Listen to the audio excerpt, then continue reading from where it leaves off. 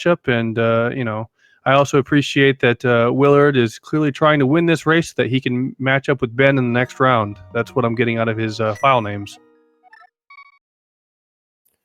Looks like it.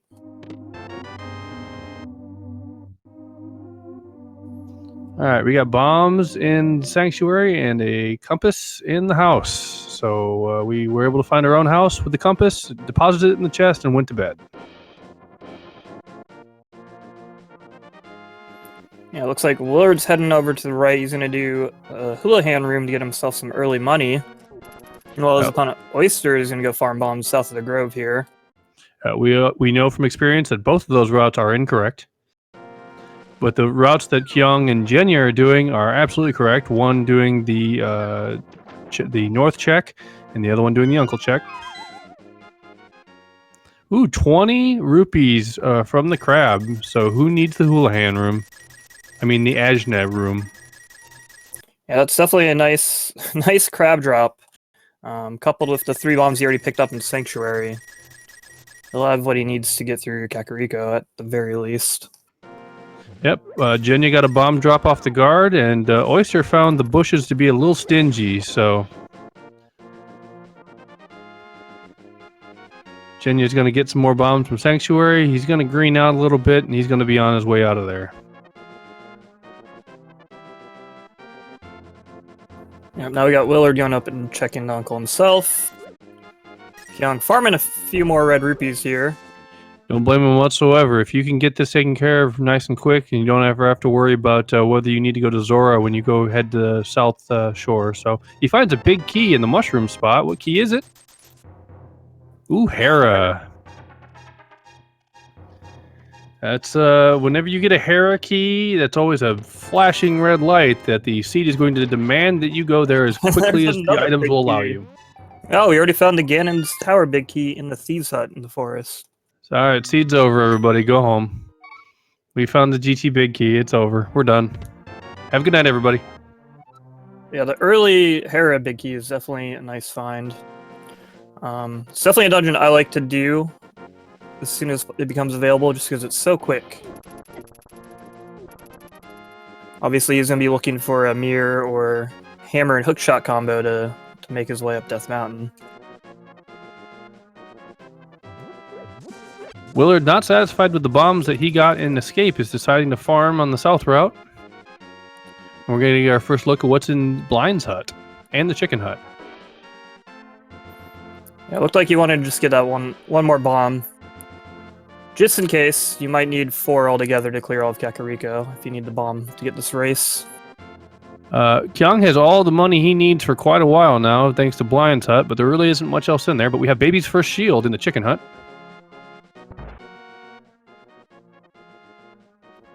And Ether in the top of the tavern.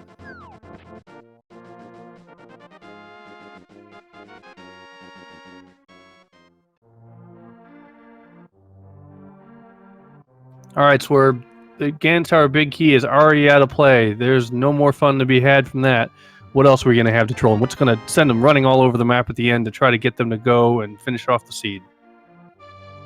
There's a big key to Turtle Rock in the well. I'm going to say it's going to be a classic Fire Rod troll. Nice call. I prefer a good late bow. We got a CT, Aga Tower, Castle Tower key, so that's already starting to take us that direction, but we also got a glove upgrade, so maybe that may not be required. Yeah, glove upgrade, the Swamp Palace small key, and the mushroom all sitting in the well. Pretty stacked well. Yeah, keys don't seem like they're going to be standing in our runner's way. It might be one of those seeds where we're limited by our items more than our keys for once. Definitely a possibility. Yeah, that Swamp Palace small key is always a good one to find. Without it, you could only have access to that first chest in Swamp Palace. Yeah, and thankfully that small key isn't like in that chest 20% of the time anymore. Yeah, that was always kind of an annoying little troll until we picked up on it. And also, oh, it's gotta be in it. It's a bottle. got to be in the bottle. Trading in that, or I guess not trading it in, but going to show off his B to the sick kid for piece of heart.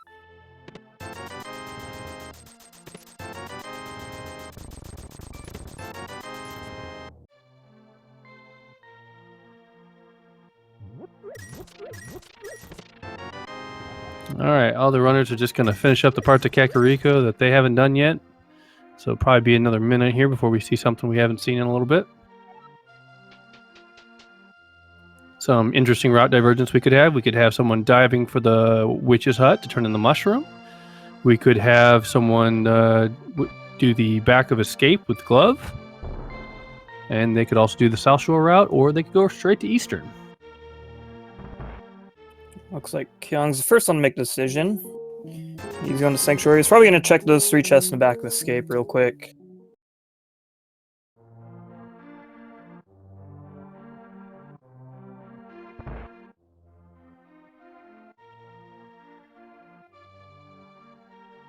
And then I imagine from there you go south. The mushroom's kind of like out of the way for a single item. Sure is. Hopefully none of our runners... we get the mirror in the backside of Escape. That's definitely sending us to Hera, where we got that big key. So if we find that lamp soon, plus that glove combination, we should be on our way. Won't be able to kill Trolldorm yet, though. No Trolldorm. But it is possible that logic will require them to do Hera without a sword. Oh, we hope it does. Oh, I hope so too. Hera with only bombs is always a treat. For viewers, not for runners.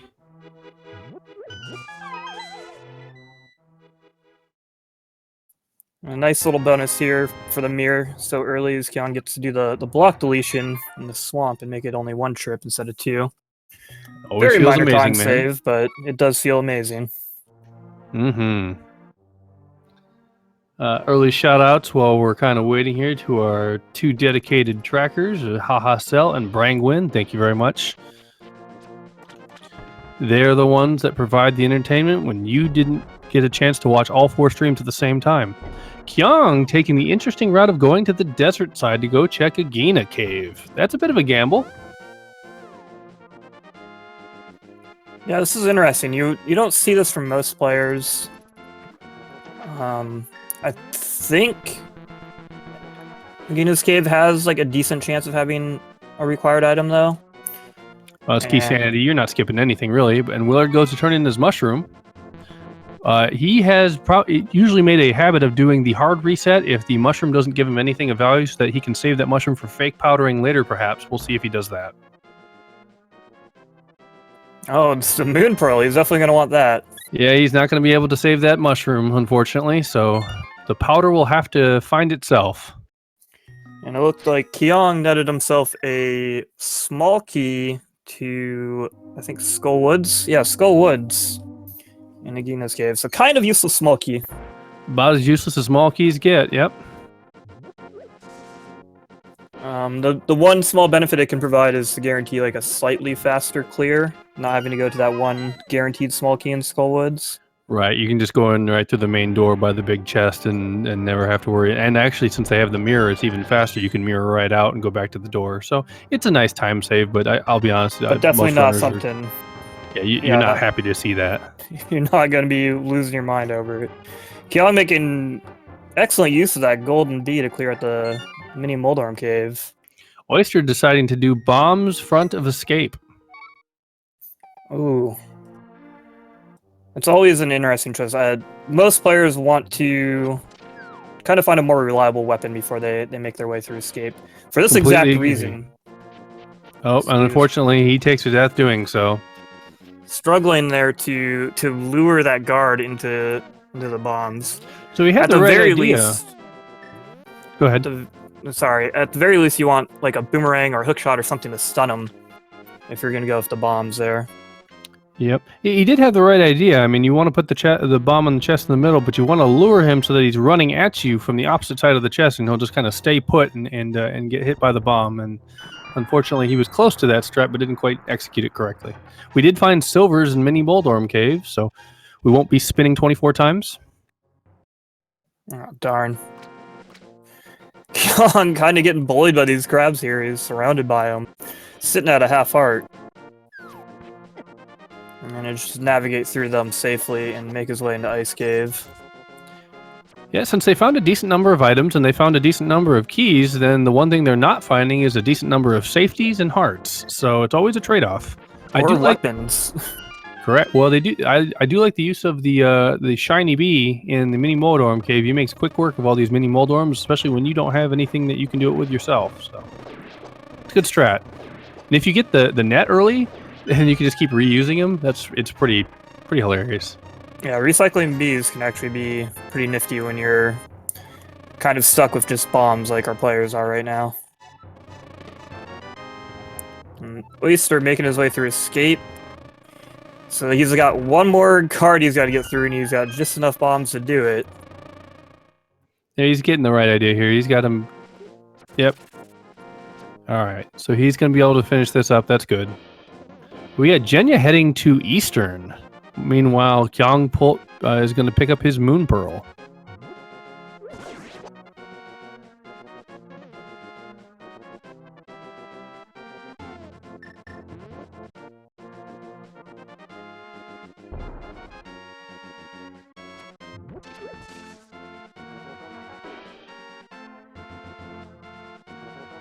I did miss what was at Sahasrahla, and apparently we got Red Meringue and Quack. So good items, nothing that's really going to change their current circumstance.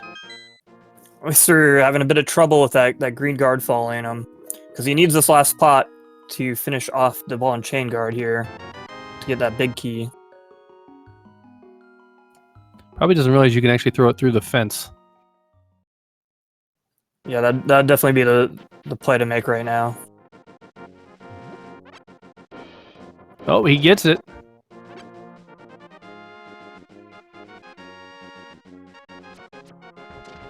And he gets handsomely rewarded in rupees for his efforts. Unfortunately, not with much progression. Yeah, definitely not what you're hoping to find at this point in the game. And again, kind of wasting a good bit of time there having to fiddle around with those bombs.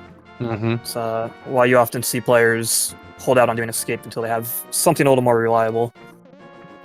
When not in Keysanity, I tend to hold out doing Escape pretty much till the end of the seed if I can avoid it. But, you know, everyone's different. We got a fake flipper route from Willard. There's Mitts in Eastern. Ooh, so there's our Dark World access. Jenja just has to go turn in his mushroom to get his pearl after he's done in Eastern, and he'll be able to wander around with 4 hearts and green mail in the Dark World. Every runner's dream. Sounds like a party. And then, as you were saying, yeah, Willard doing the fake flippers. Couple of that Moon Pearl lets him do the water walking glitch, getting those 2 chests in Waterfall Cave, which is a small key for Ice House and a map. Best small key in the game. This is the map of Ganon's Tower, of all places, too. One of the most useless maps in Keysanity mode. Indeed. For those unaware of, kind of unfamiliar with Keysanity, the maps allow the players to see what pendant or crystal is at each dungeon. But since Ganon's Tower or Hyrule Castle don't hold a pendant or crystal, they're kind of the most useless maps you can find. And Zora sells us a pod key, so that's definitely going to be useful.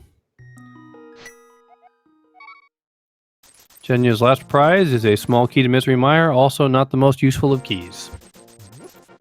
Definitely not. Skullwoods and Misery Mire and kind of Ice Palace have like the least valuable small keys. Mm-hmm. Yeah, because you can clear all those dungeons without a single one of them. Yeah, having one for Ice Palace is nice because it lets you go right at the little cross-shaped room with the spike ball thing. Whereas Skullwoods and Misery Mire's small keys don't really help you do much of anything at all. And Kyong is the first of our runners to achieve Dark World access when he picks up his Titan's Mitts in Eastern.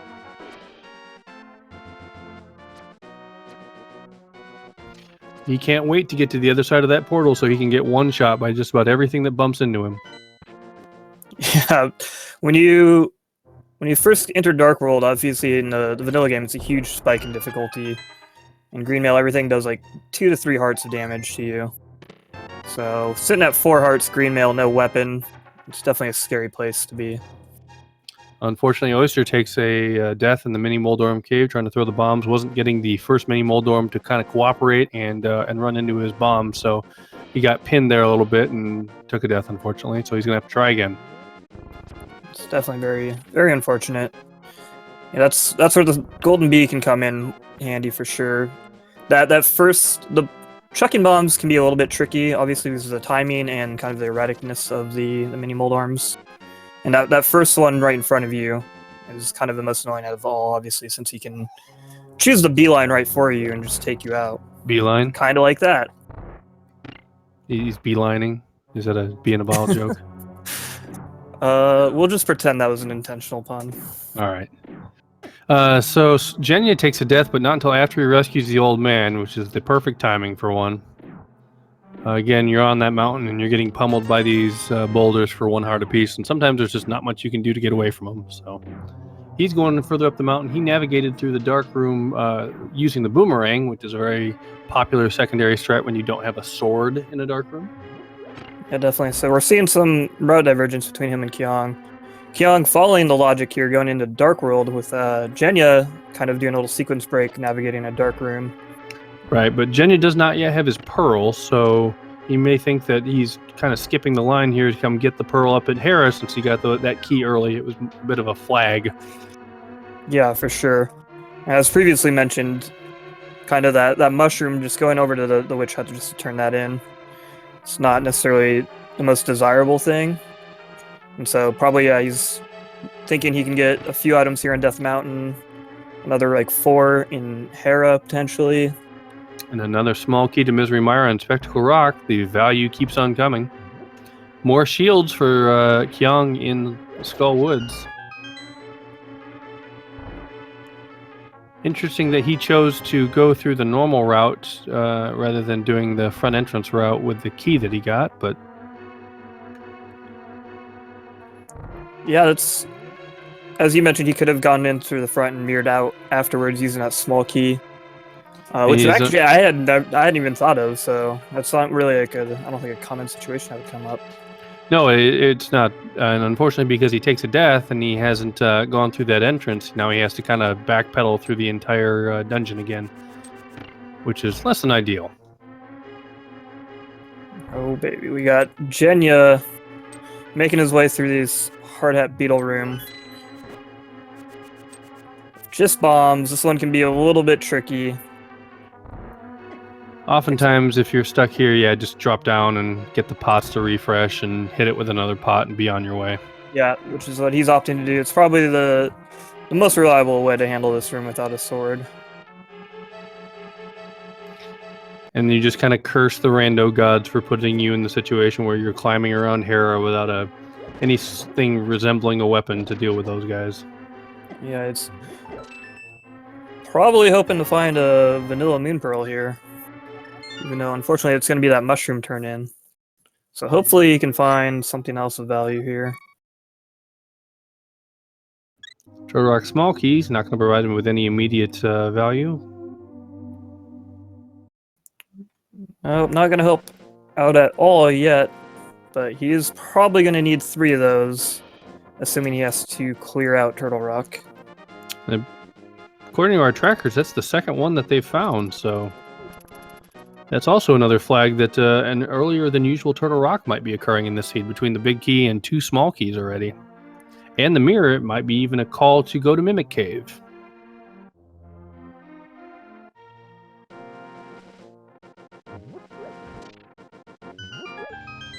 Not much there in the graveyard ledge. Just another fat stack of rupees for Kyong to add to his hoard there. Looks like we got Willard joining him in the Dark World. He's going to move straight into Village of Outcasts and into that chess game. Getting himself a nice map of Desert Palace. Our trackers appreciate him. Jenja now opting to do escape with bombs as well. Really doesn't like the mushroom play. Looks like Willard a little shorter on cash than Kyong is at this point. And there's Bombos in the C-shaped house. We are full on medallions, so that will not be one of our limiting factors. That's always a good thing, because medallions can tend to be anywhere.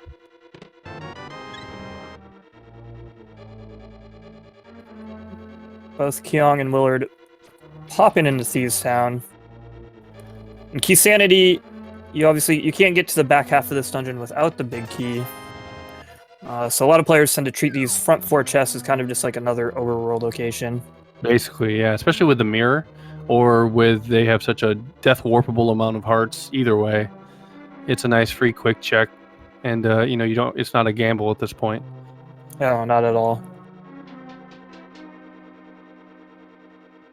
Oftentimes, you ask yourself if Thieves Town is a pendant. Do you do the first 4 and leave? And we find the hammer. Ooh, that's our first weapon. Yeah, that's big. And they got a couple hearts out of it as well. Willard going back right. Not sure where he's going from here. Maybe he's death warping instead of mirroring. Yeah, I might have forgot he picked up the mirror. Maybe just wanted the heart refresh. I think it's going to leave him with the same amount he started with. Whatever. Yeah, it's definitely a nice haul. Yeah, with those tight minutes, now they can head over here to the hammer pegs and see what's behind them. Yeah, the hammer offers a ton of utility at this point. Obviously, it opens up a ton of locations in the map and dungeon-wise. It also gives them that tempered sword power weapon. Yeah, and you can do an entire GDQ run with one. Certainly can.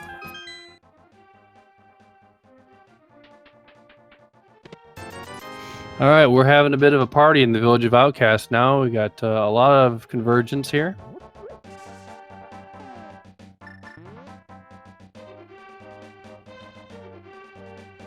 Yep, 3 of our players kind of converging here. Jenja still needs to go turn in his mushroom, which looks like he might be on the way to do now. And then he'll be able to get his Moon Pearl and join everybody else in the Dark World. I'm not sure he's going to be able to do it from this side. Oh, he's going to go take the bridge, of course. The faster way for the viewers, it tends to be that you'll go south from your house and do the fake flipper route into the small pool to the south of the portal that you would take to go to Swamp Palace. You can fake flipper in there, take that portal, and head up the ladder. That's quite a bit quicker than coming from Sanctuary. Yep, we got Willard and Kyong, some double digging game action. Only digging up a compass for their trouble. Willard's picking up a few extra rupees here because he needs that money for pod access later. I thought he was digging a skull pattern like from Zelda 1. I mean, if that's what he was going for, he didn't do a very good job, but you never know. He almost had it for a little bit there, and then he filled in one of the eyes, but he's got enough to go do pod now, so mission accomplished.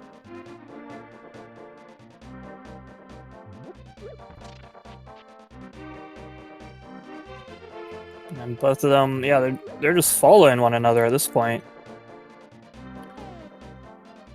We're gonna turn in this blacksmith. Obviously, super easy to do with that mirror. They'll be able to grab that purple chest and walk that down as well. But doing these hammer pegs without the boots is like doing Spiral Cave without the boots. It just wounds your soul. It's true, but I don't know. For some reason, I get a heck of a kick out of it for some reason. Makes you feel super angry, like there's a whole bunch of stuff around, you're just hitting it, and then you're randomly getting rewarded for it. Not much value at the blacksmith. Piece of heart. The pizza smiths.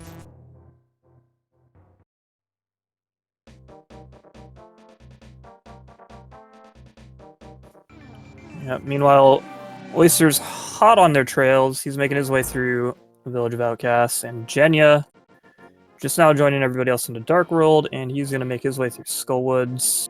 He's going to pick up a shield upgrade, but there's going to be not much else in here for him. Nope. Now, Kyong didn't go to the chest in the middle section there, did he? I don't believe so. I didn't see that. I imagine he might have just like figured it was too slow He would have trouble having to deal with those jellies with like no real weapon. That's very true. But we did And- find the flute up in Cave 45.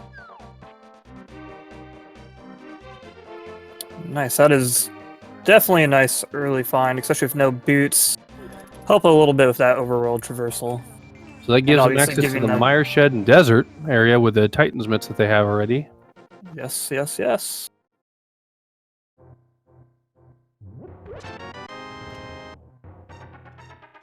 Do you have a Swag Duck song prepared for us? Even if I did, I can assure you that you and the rest of chat here would not want to hear me sing. Ditto, my friend, ditto.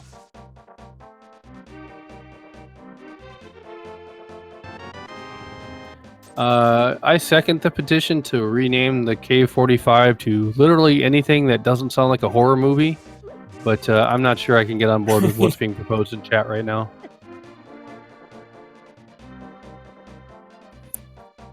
Sounds like a nice like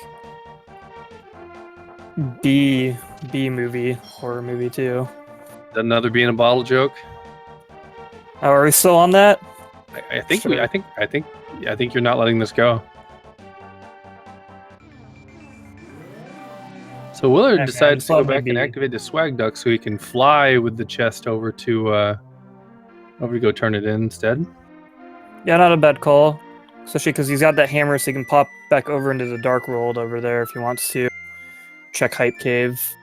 Yeah, there's no real good answer. I mean, you still have to make the trek back to Hype Cave either way, so you're either losing time kind of backtracking here and then having to go into Dark World, or you're losing time having to run all the way from Sanctuary to go turn it back into Kakariko. So if there's a more optimal strat, I don't know it. So if you were in Willard's shoes, what would you do after you kind of clear out this little region? He's got that flute and Titan's mitts now with the hammer. I would get some disinfectant spray.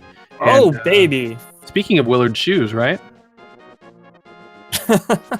I hope Gary sprayed those things out like at a bowling alley.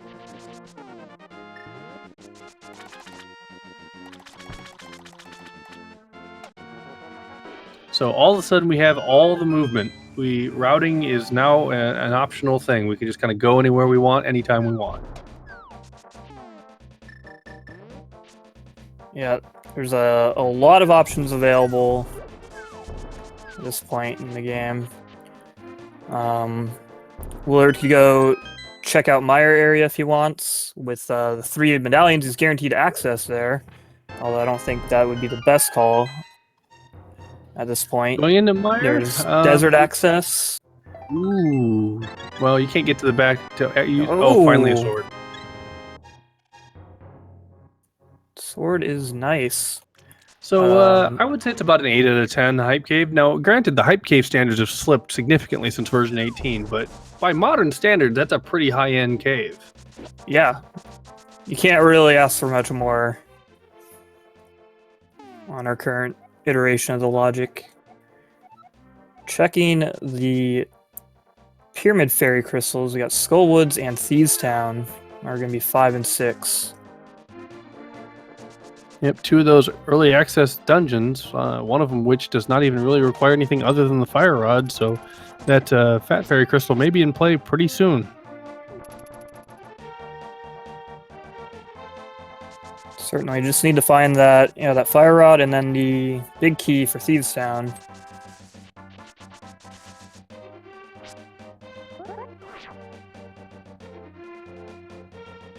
Mercifully, we are nowhere near the bow, so that's always a good thing. Willard's going to do a very nice strat here where he's going to check Escape while he's in the area checking the pyramid, and when he gets out of Escape, he's probably going to go check... no, he cannot currently check Aga 1 just yet. He's going to Dark Room, though. It'll be interesting. This is our first time seeing this chest, I believe. Mm-hmm. Yeah, feeling much more confident dark rooming this with 8 hearts and the sword and boots and whatnot to kind of guide you rather than yeah, trying to fumble around in the dark with like 4 hearts, no weapon. Even Doesn't the really boomerang. seem worth your trouble. No.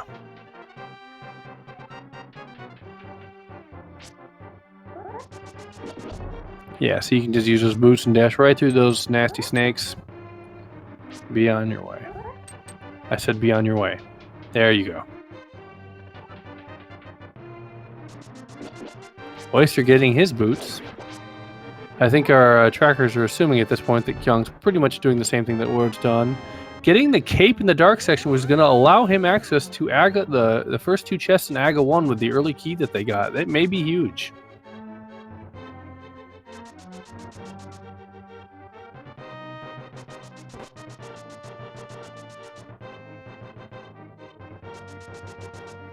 Our trackers are going above and beyond and actually watching the individual runners' streams to make sure they stay up to date with the items that they have.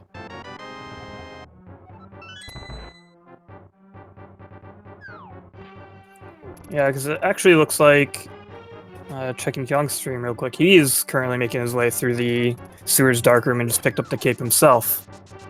So, seems he is following very much a similar path to Willard through this seed.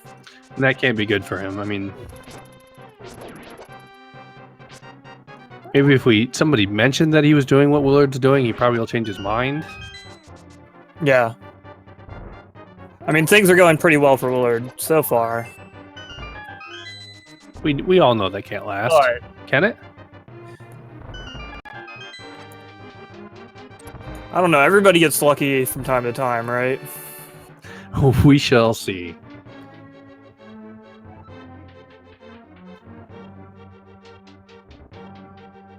So yeah, Willard heading into this gel sale, he'll be able to pick up one of those 300 rupee stacks. Not going to get much value out of his escape check here, but he did find that cape in the sewers, which you mentioned will allow access to Egnon's Tower, so maybe he'll find something nice there. It's interesting that he's choosing to go around rather than going back out to the portal. Once again, whether one is faster than the other at this point, who knows? But another option he could have taken is rather than going around the side here, he could have gone back out of the tower or back out of the castle, gone back in his portal, gone up to the top of the tower and mirrored again, and found himself right square where he is now. Bombo strats, best strats, exclamation point, you're good.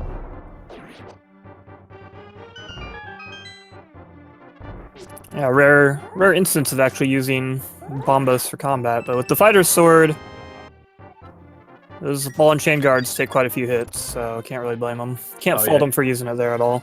Definitely saves time. Absolutely use it. Another rare sight is these Egnom Tower dark rooms.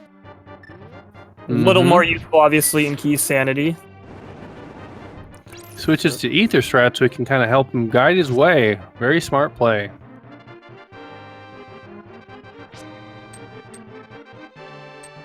Unfortunately, it does make everything very laggy, but that's a bit of a trade-off.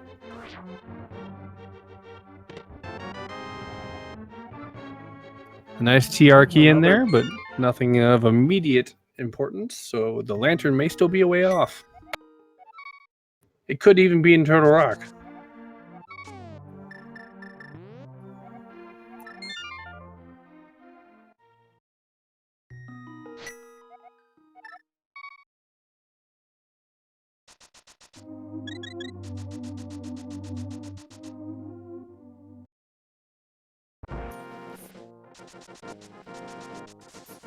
Alright, so Willard's gonna go check out King's Tomb. Mm-hmm. Kind of seemed like he started in Link's house and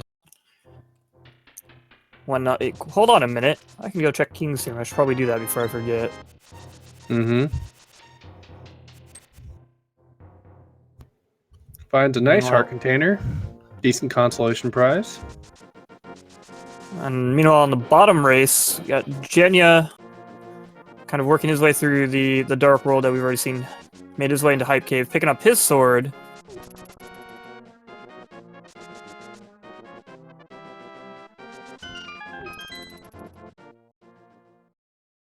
Let's see where Jenya goes next. Well, we got hearts and all the boot places right next to Sanctuary. Makes sense. The players were pretty health starved for the first 20, 30 minutes of the seed or so. Mhm. So they had to show up eventually. And we finally got an item in the middle chest of Skull Woods. It was just a big 20, so it was a good play on Kyung's part to miss that. We're going to pick up that key that we saw in the library. Another TR key. That's at least 3. Yeah, if that's not Willard's 4. third one, and I believe between the 4 erasers, we've seen all 4. Yep, that's definitely a shining red flag that's going to have to be an immediate play as soon as you get the items for it. Trying to remember where the 4th one that Willard hasn't picked up. It might be in Hera? I think it is in Hera.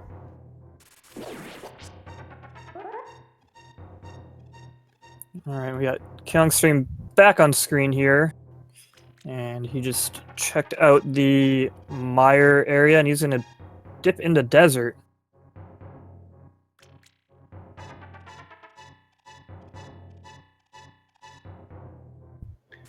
We might have the dream, though. We might have everybody going to Turtle Rock with green mail and fighter sword. That might be a dream for us and the viewers, but that sounds more like a nightmare for the runners. Especially if they don't find like a half magic or something. Alright. A Trinex fight with the hammer can be a little bit tricky. Certainly can.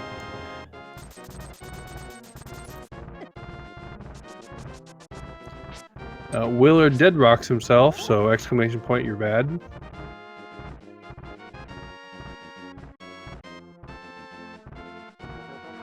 Jenja picks up his key in the library, and Kyung's off to check checkerboard cave here. Yeah, I found the Mire Big Key in Desert, which is a pretty fitting place for it.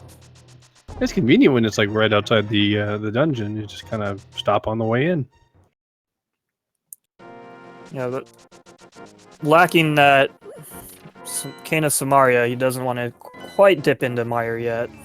No, he doesn't. And there's actually no point. I mean, you can go into Mire and get several items. They don't have a fire source that's locking 2 of them. And of course, the cane and then the key, until recently, were locking another one. So it doesn't seem like there's a whole lot of value for the amount of time you spend getting in there. No, but we'll see if they have to. It's a slow start to that dungeon. Only to be able to check half the locations or so. We got Willard heading up into Hera. We saw Jenja here earlier. Didn't find anything too terribly exciting, but we didn't get to see the mold arm drop because when Jenja was up here, he didn't have a weapon that could damage mold arm. That's correct. You can only be damaged with a sword or the hammer. Or a 2-ton anvil. Yeah, the hammer. Yeah. It takes a while to kind of reset the anvil, though, after each strike, so it can kind of be time inefficient to use the Wile E. Coyote strats.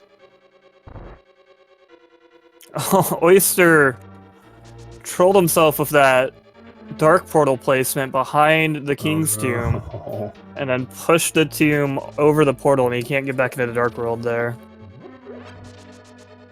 Well, fortunately, with the Titan's Mitts, Dark World's never too far away. I mean, they have Dark World access anywhere they want it. Willard taking a fall, trying to bomb jump to the big chest.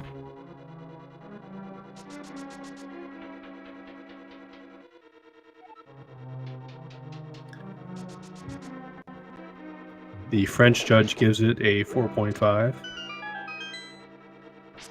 mean, it was a pretty nice dive. Here's take 2. Yeah, nailed it. First try. Every time.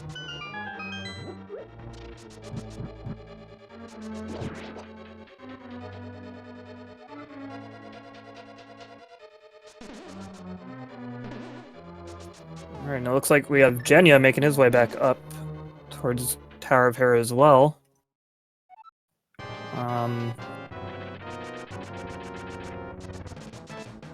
Yeah, we had a Village Outcast party. We're about to have a Tower of Hera party. Yeah, we have everyone convenient on Hera.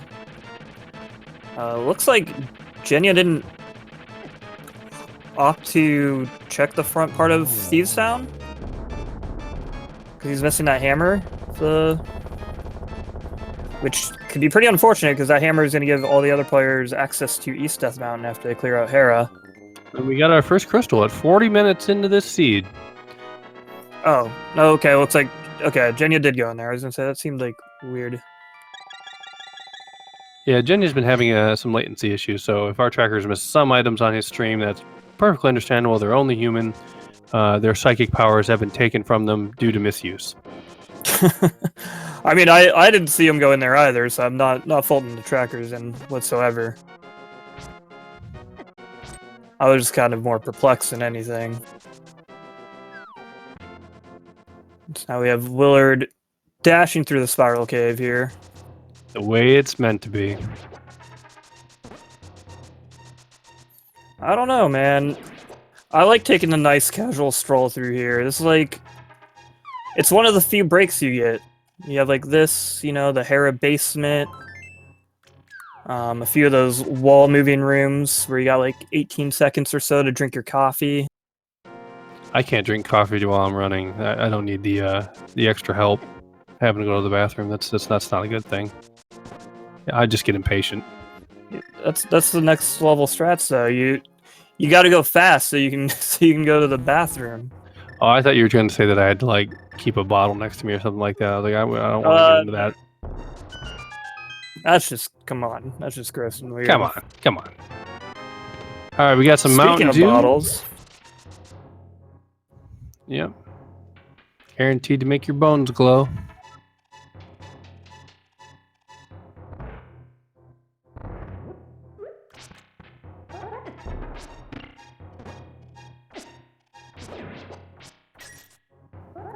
They're getting bodied by these mini mold arms a bit. Picking up another bottle.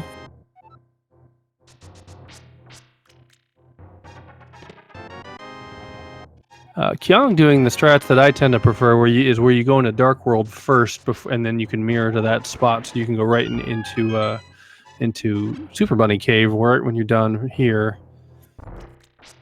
It's definitely my preferred strat as well. I guess the one benefit to Willard's route here is by taking the Turtle Rock entrance. I guess you can open that early. Mm-hmm. Not that does too much at the moment. No, they have mirror, so that doesn't even really factor. Kyong just picked up his mirror shield. We have 4 keys to Turtle Rock. We have everything but the cane to get in. We got all the medallions, and we have the mirror shield. If this isn't screaming important items on the laser bridge, I don't know what is.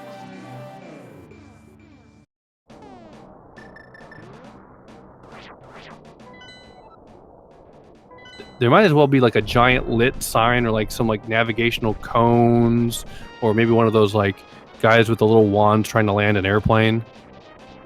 Ooh, an Oyster getting tackled by Trolldorm down that middle is going to fall down 2 floors and have to climb his way back up. Pulling on the wall in frustration there. Hey, the wall didn't knock you down, buddy.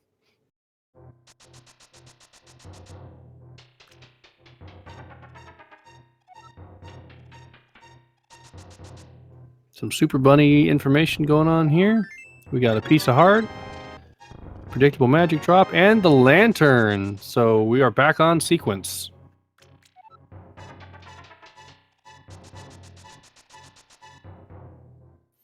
Yeah, and they just picked up that Hera small key in the light world too.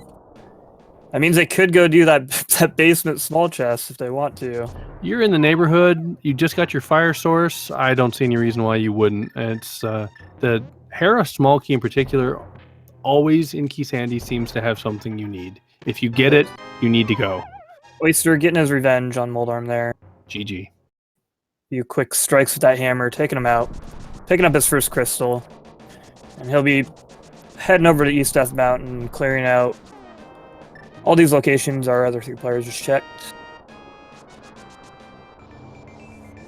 No, we're not going to check Spike Cave while we're here. Nobody needs to go into Spike Cave. I know it's Keysanity, but there's absolutely no reason to go into Spike Cave. There's never anything good in there. Just stay out. Yep, both Kyong and Willard heading into this basement. As you mentioned, if the game gives you the small key to unlock a single other item, it's generally worth your while to go check it out. Yep, the breadcrumbs are strong with this one.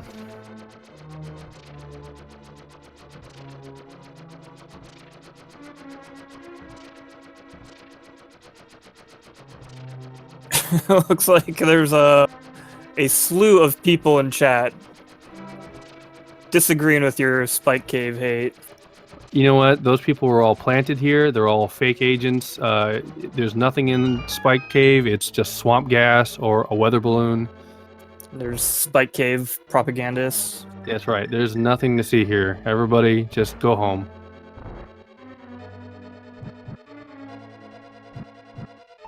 Maybe you're playing the long con, telling people to hey, look at that. Willard and Kyong picking up Master Sword almost in sync.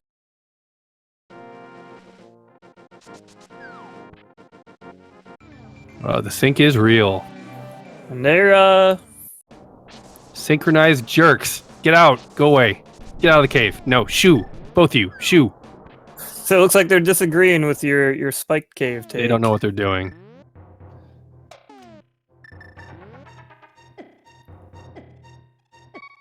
Guess we'll see who's right in just a minute here.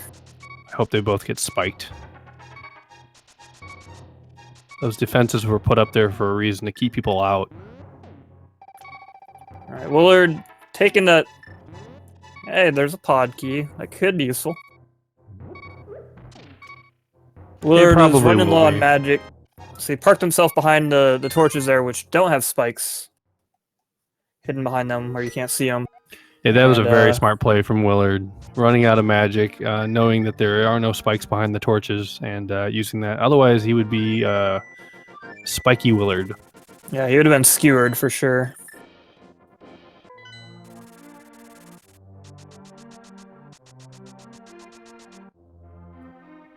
It looks like Kyong is gonna go make use of that pod key right now.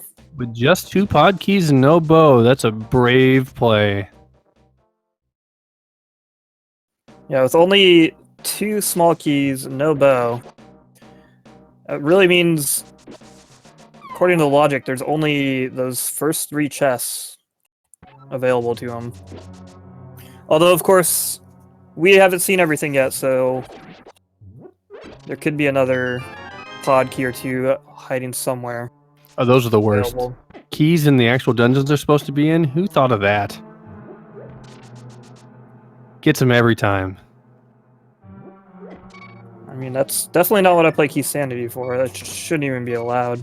Pretty much. Kyong somehow hitting the switch without breaking the pot. I don't think I've ever seen that. Yeah, that happens when you like hammer dash through it and bonk on the wall or something. I don't know. Or maybe you have to stop. I see people do it, and I don't know. I don't know exactly how it works. It's really funny. Link to the past programming stuff. One of the very few bugs in this game. Yeah, just 1 or 2. You know, 1.0 pretty much just means the game is done. And there's the magic powder in Mire for Jenja. It's a good item. We'll see if it's actually worth the time going into Mire. Yeah, obviously very useful as a safety, and unlocks the magic bat for another item location. In fact, he's going to make use of it right now.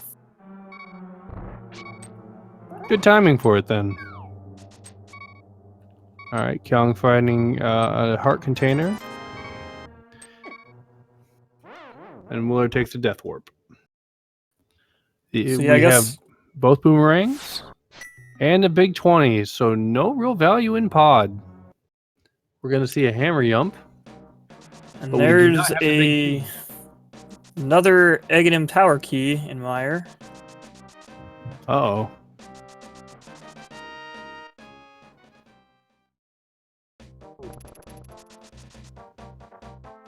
Well, at this point, we've gotten all the items from Aghanim Tower. We know we don't need to kill Aghanim for Dark World access, so I can't see any reason why that's there other than it had to go somewhere.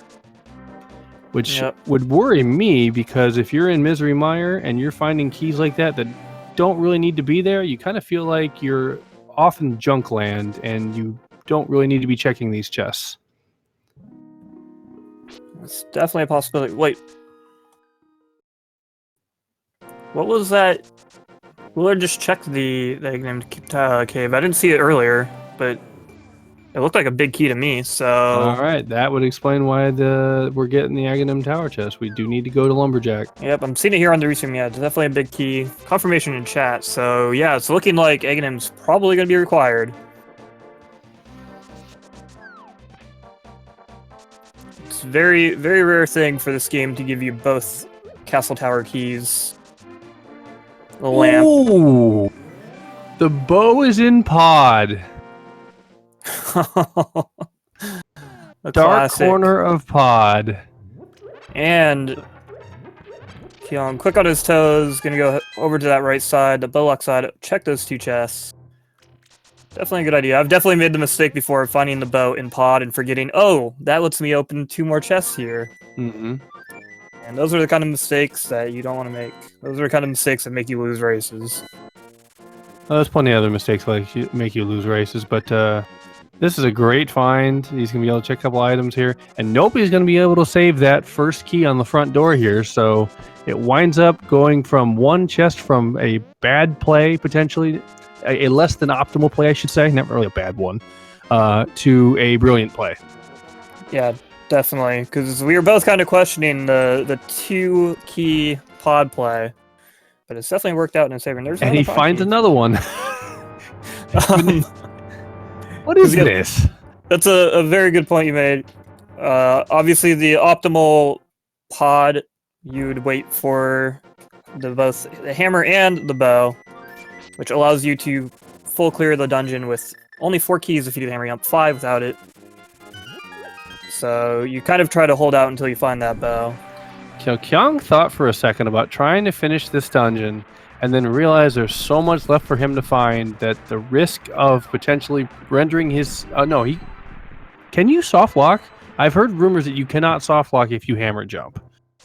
I'm not sure if that's empirically true, though, because it's not something that the devs have said. Yeah, I don't want to say one way or the other since I'm not positive.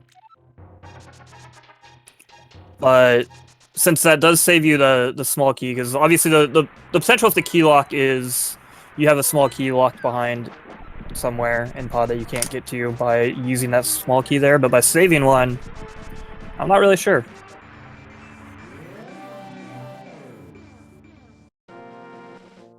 Yeah, I think the potential still exists that you can do that. If, for example, you need to go to one of like the spike room chest and it has a big key for Turtle Rock or for Thieves Town, and then there's 2 or 3 pod keys in the backside of Thieves Town, there's all the potential that you could have just soft locked right there. So I think hammer jump is not a foolproof way to prevent a soft lock, and he made the right call on not finishing the dungeon.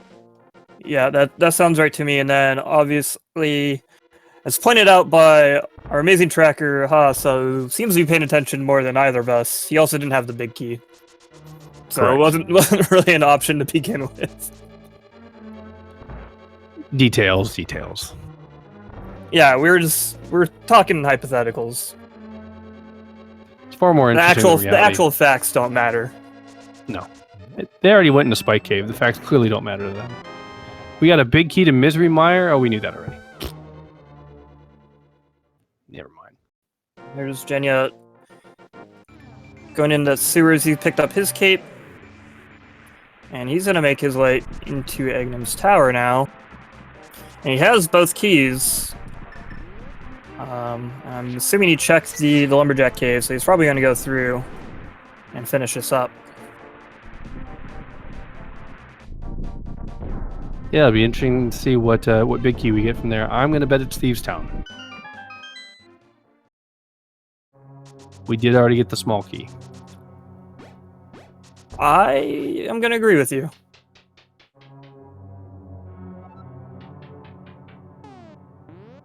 I wouldn't do that if I were you. You have a much greater chance of being right if you don't.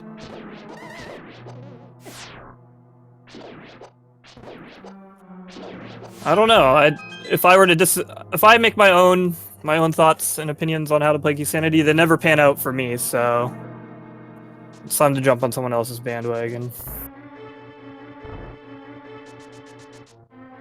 Yeah, we have Jenya clearing through that dark maze in Magnum Sour, so he's obviously going to go clear this out now, pick up that big key, and we'll see where that leads him next.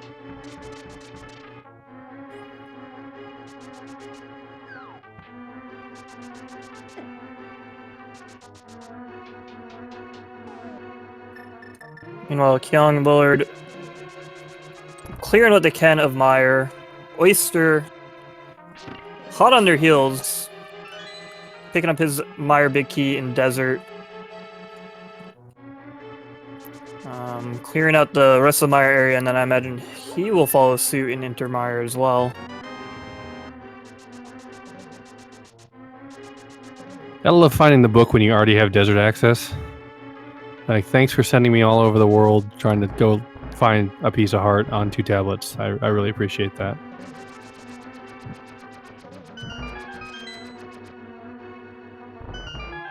Yeah, I hate finding the book when I already have desert access.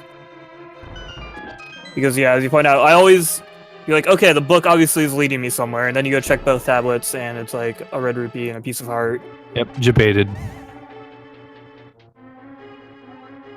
Especially at this point in the race where pretty much everyone's cleared out a lot of what Death Mountain has to offer, at least until they find that hook shot and can do Hookshot Cave.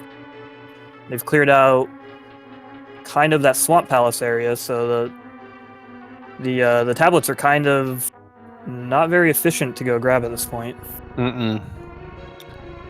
They do have the swamp key, so they find the flippers. They should be on their way there to go check that tablet pretty quickly, but that's a big if. We'll see what have we seen what the powder has? We're going to now. This is our first look at the magic bat, I believe.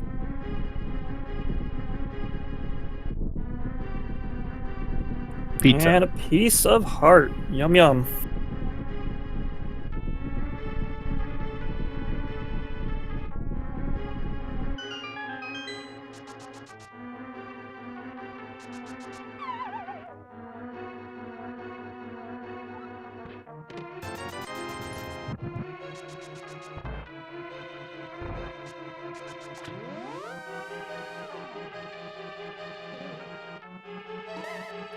Alright, on our bottom race here, Jenya finishing up his fight with Eghanim here any minute now. Kyong is making his way into the tower himself.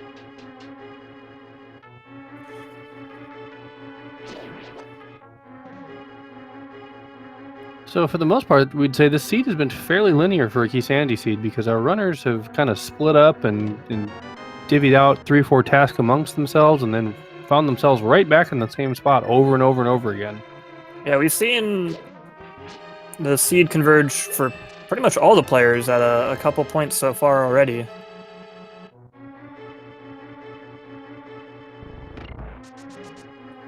And it's looking like we might see another kind of convergence here on Eghnam's tower. But we'll see what Willard and Oyster decide to do after they clear out Meyer.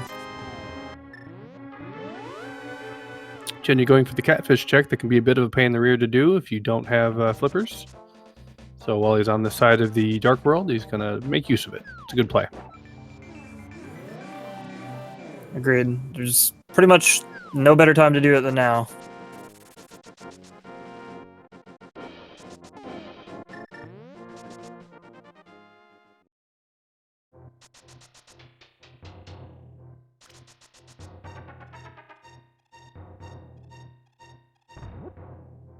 Kyong making heavy use of those silver arrows with that bow he found in Pod. Oh yeah, it's the dream. It's beautiful. You can just melt all these red guards. Catfish spitting out his heart for Jenya. Doesn't pay, but was still a good play. Is he on his way to Zora? Has he not been to Zora yet? I would imagine he hasn't. Not with the money Rupee count he has. No, probably not. We know he's going to get a small key. I believe it was to Meyer. Sounds right.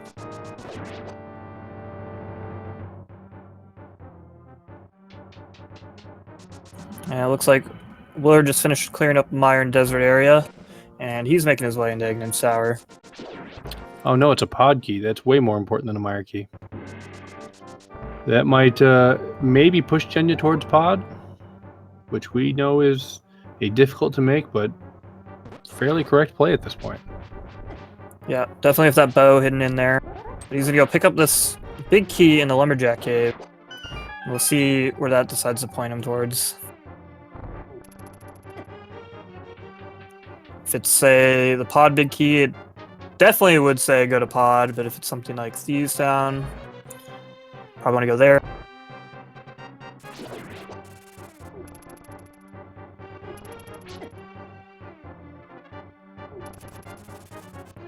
Here's the moment, the big reveal. I'm a witch. You are a witch, you called it. And so did you, despite my warnings. GG's to both of us. Oh, I'm on to you, Hippo. I see your game. You're pretty telling good game. people don't go to Spike Cave. You don't know what you're talking about. You're just trying to confuse people. Throw everybody off so only you go check Spike Cave. I'm going to write a bestseller that is entitled Everything You Know Is Wrong.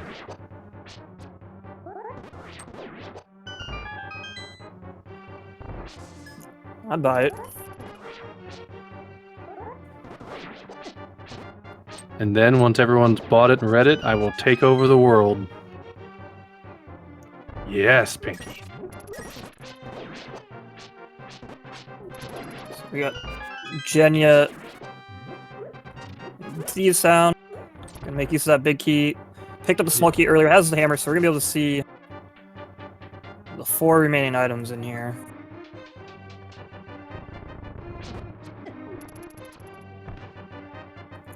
I'm calling flippers in Thieves Town. In Thieves Town, I will call Hookshot.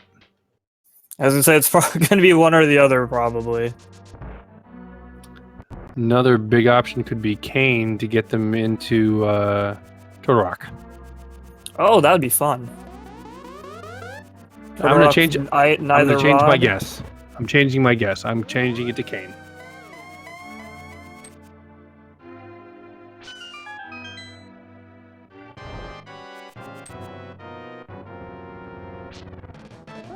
Oh, you witch! Wow. Unbelievable. You reading the spoiler log over there? I guess so.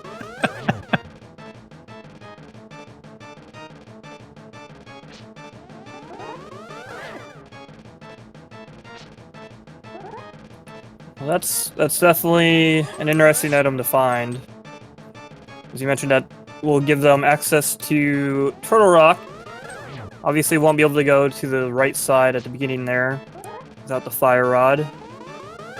But Jenja has all 4 small keys and the big key and the mirror. He'll be able to check everything else Turtle Rock has to offer besides Trinex himself.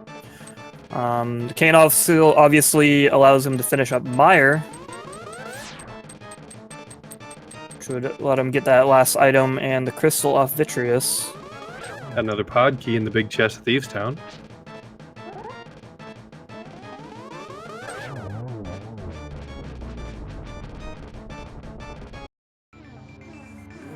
Yeah, which means he's got a couple so far.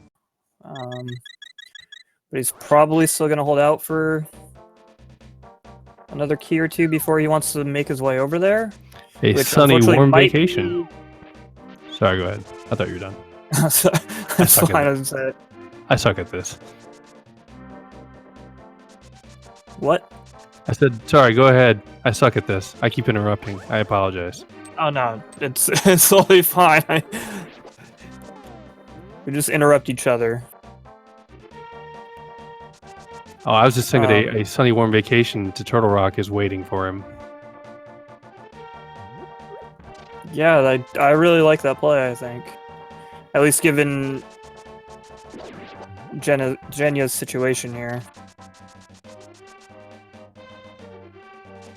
Because, well, Kyong's 2-key pod play ended up working out wonderfully for him. It's still a bold move to make for anybody.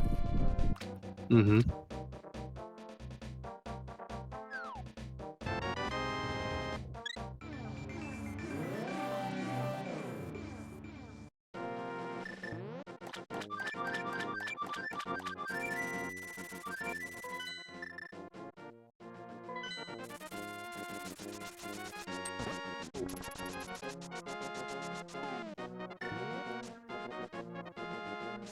He hasn't taken the powder yet, so he's going to do that.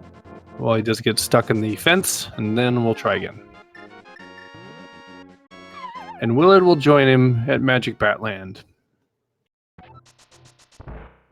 Yeah, meanwhile, Oyster's climbing up Death Mountain.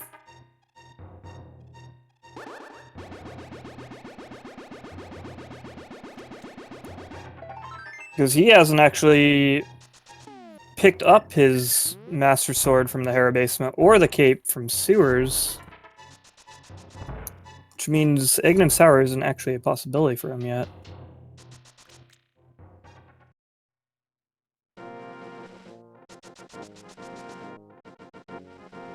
Yeah, we know what the keys that Oyster has right now.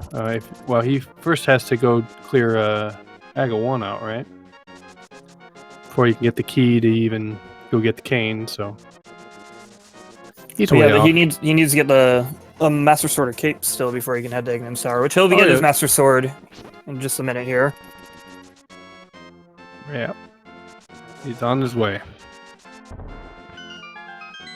So, Chad is calling Fire Rod on Laser Bridge, and Ice Rod, and I'm assuming that's not on the east side. That'd be interesting. He had to go all the way back to the front of Turtle Rock to get the Ice Rod from the Fire Rod lock section. That would definitely be interesting. I don't think I've seen a seed do that yet. We can hope.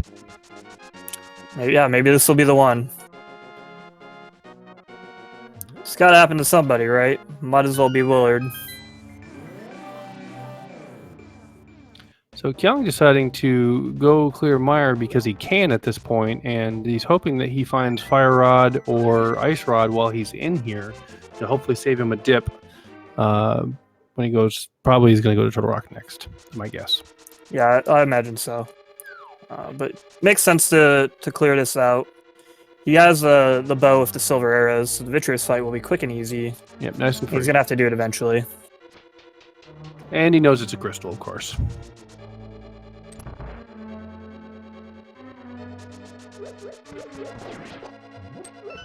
What's nice about going into video when you have silvers is you really don't even care about your health. I mean, as long as you have 2 hearts, you're set.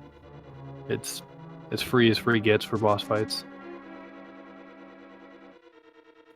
Yep, we got Oyster picked up his Master Sword, popped out of Hera, and now he's in your favorite place, Spike Cave. He's going to pick up a pod small key, was it? Mm-hmm.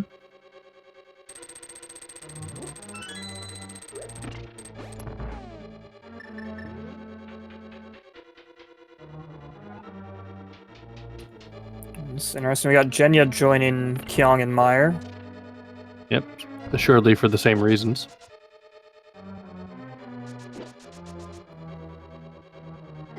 Unfortunately for Jenya, he hasn't made the crazy 2-key pod play yet, so he doesn't have that bow. So he's gonna have a bit of a tougher time with Vitreous here. Yeah, he's got cape, and I'm assuming he knows NMG strats. He seems to have incorporated quite a few of them into his run. So I'm gonna say that Jenya will be probably just fine doing 3 Master Sword spins with the cape. Yeah, definitely. He's got. Yeah, I kind of forgot about the cape. It's gonna be a little bit slower, but not a significant deal.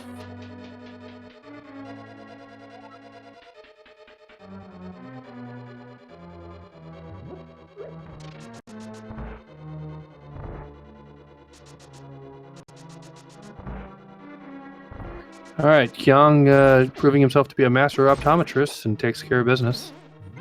And getting a Skullwoods big key for his reward. Not what anybody wants for their birthday. It could be vanilla fire rod. You. That'd be fun. At this point, that'd be a risk to go check. Oh, definitely.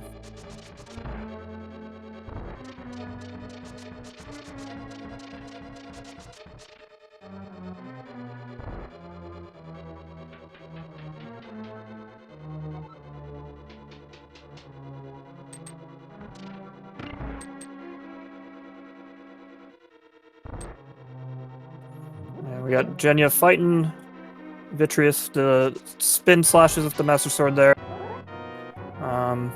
Can kind of see he's doing a pretty good job here, but you can definitely see how much slower it is compared to the silver arrows, with Kyong not getting a single lightning cycle, with Jenja having to suffer through like 4 of the lightning attacks, I think it was. This is the part where it really stinks. The small eyeballs aren't such a big deal, but getting Vitreous himself down is just this exercise in patience. And sure enough, the tablets are paying off big as we see Ether drops 5 whole rupees. Gotta love getting that book late. As you can see, Kyong really needed it too. Mm-hmm. Yeah, he ruined his late rupees stack, unfortunately, with it, so that made it even worse. Oh, he did. How dare he?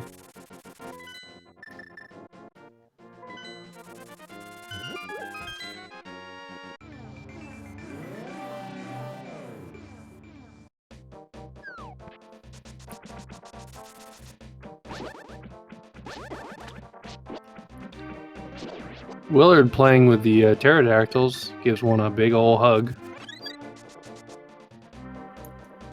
He's going to go back into Mire for the same thing, but unfortunately he does not have the bow either, so he's going to have to make use of the same strat that Jenja just did.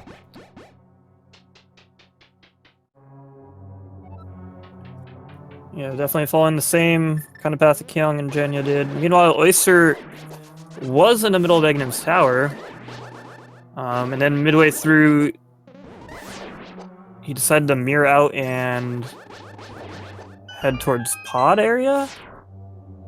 I'm not sure he has both castle... Does he have both castle tower keys? Oh, wait. I'm not sure. Yeah, he did. He was far enough into it that he had to have the second key, I think.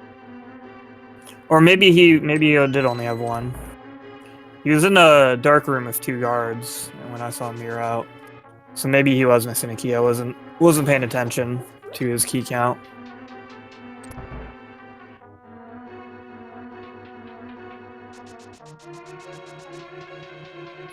Meanwhile, on the bottom, we have Kyong making his way through Turtle Rock, Jenja fake flippering, stopping by Hobo. Is he going to go into Ice Palace? Oh, we hope so. That is always the best play. Especially with fake flippers. Yep, we got Saku Kane from the Hobo, and unfortunately he did shot while fake flippering, but from a... You don't see that very often. I guess that's a different enemy state after you've down Aghanim. You're probably not used to dealing with when you fake flip early. The Octorock on the coast there getting him. Yeah, I don't know if I've ever seen that before. It's definitely unfortunate. But not too big of a time loss that he's eaten. And there's the flippers! Yep. What a coincidence. Being picked up in the vanilla big key chest in Turtle Rock by his opponent, Kyong. So good thing for them that they got all 4 Turtle Rock keys before they came in here, because as you know, if you come in with 3, it is a very common play to skip that one. Which I think is a huge mistake. If you don't have all the items you need to complete Turtle Rock in the first place, what's the point?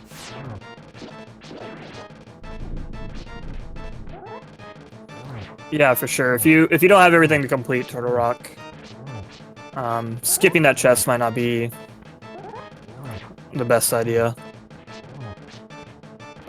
But thankfully, as you mentioned, they have all 4 small keys, so it's not really a conflict there. No, it's kind of nice when Keysanity's nice to you and kind of makes some decisions for you. Don't get used to it.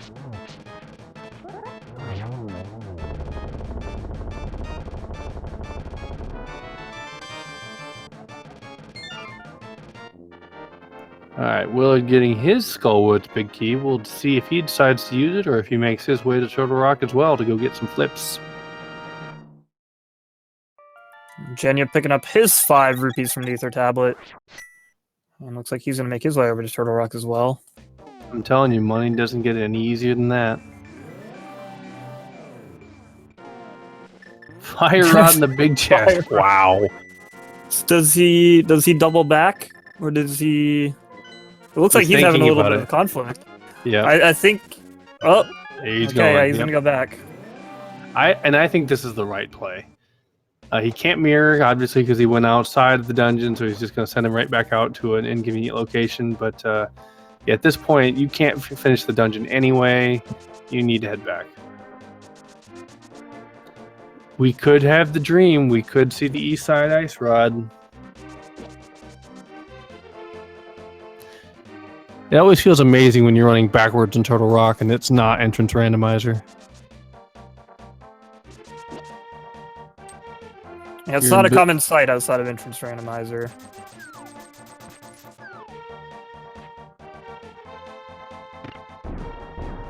We got Willard making the pod play up top. And his opponent, Oyster, is already there. Both of them are going to be happy if they can both do the hammer jump. I'm fairly confident Willard can do that without a problem, but I'm unsure about Oyster. We'll hope that he can. Kyong going the wrong way, forgetting the number of items that he's missing include the hook shot, so he'll have to take a little bit of a detour. Yeah, he's got to clear this puzzle vanilla style, which can be very... I don't know, you kind of have like muscle memory when you get to this room that you want to go up. Mm-hmm. And then, yeah, you get midway through your journey here and you go, oh, wait. It's fun. Especially when you know you're being restreamed. But you just kind of wave at people, go, hi, everybody.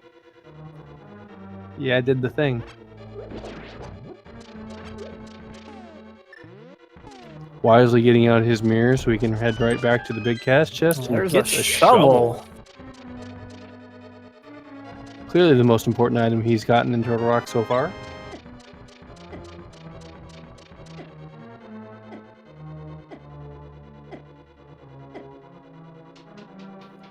Willard taking a bunch of damage from those turtles there. I'm confused as to why he would choose to do that. Yeah, I was going to say, like, it looks like he's setting up for a death warp, but he has the mirror.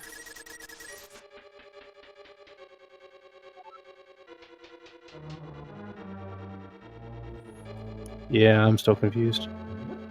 Maybe we can remember to ask him about that in the interview. I don't know, are you keeping a list of all these things we need to ask him about? Yeah, question number 1, Willard, why? Is that also the next 9 questions or so? Yep. Yeah, it's going to be a while. I hope you don't have an early bedtime.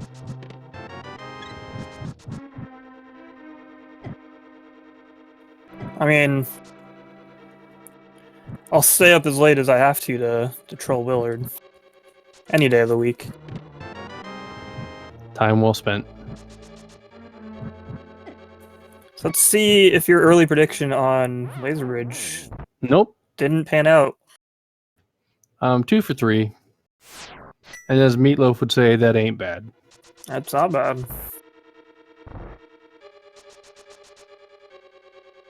I would happily be 2 for 3 on any given Keysanity.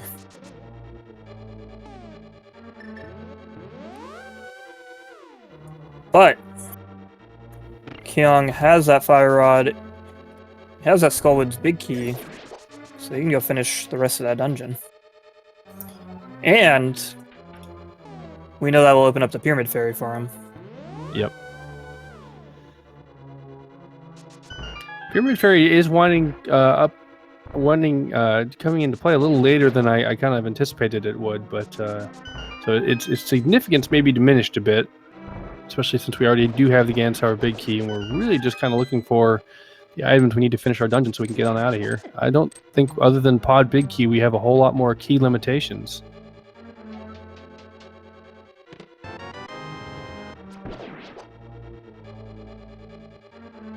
No, it doesn't look like it, yeah.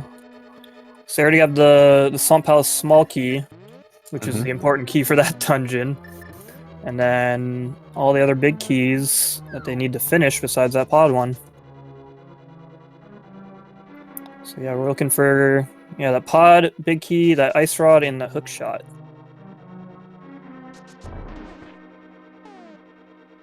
Chad explaining that apparently Willard was going to do a death warp to get a save so he could possibly check the back area and then do a hard restart and come back at that spot.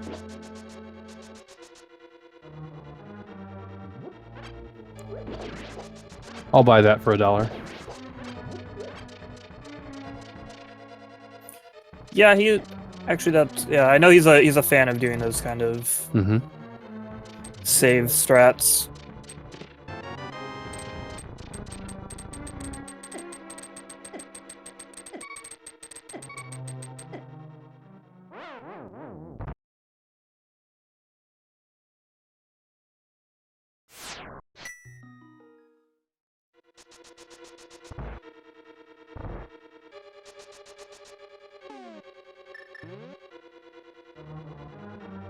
Alright, so we have Kyong dropping down in the moth. Meanwhile, Jenya went over to desert. Because that desert big key was in that chain chomp room. Unfortunately, he went before he got his fire rod, and we know that's going to disappoint him. Especially if Skull Woods here has anything important fire rod locked. And just a big 20 on moth. Yeah, it was I would say kind of a questionable play on Jenya's part, to be honest. Yep, Willard doing the hard reset strats that chat was saying, so good call.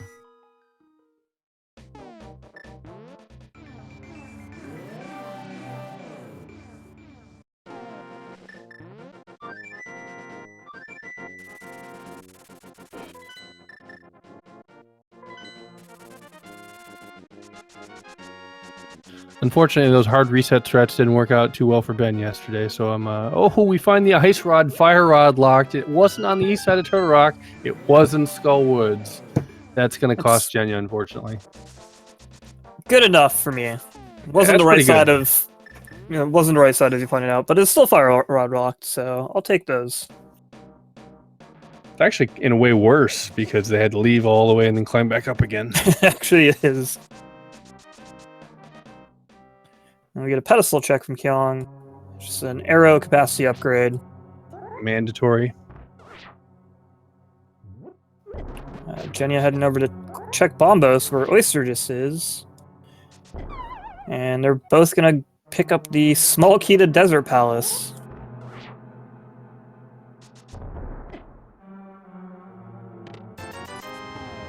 Not a terrible spot for it.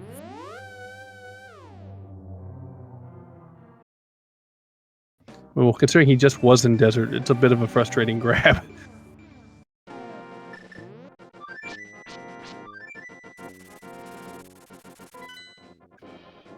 Kyong off to get his Saku Cane.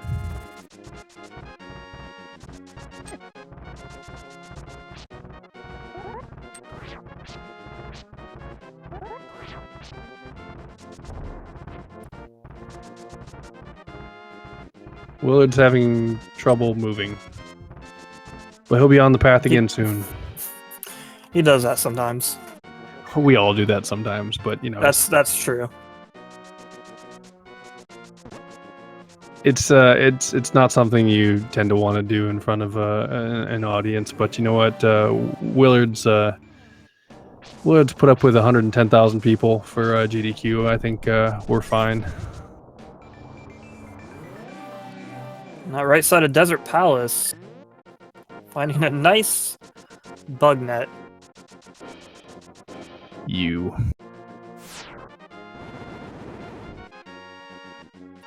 Hey, they can, you know, release bees and recatch them again. Yep, the B movie is here. This is now an official B movie.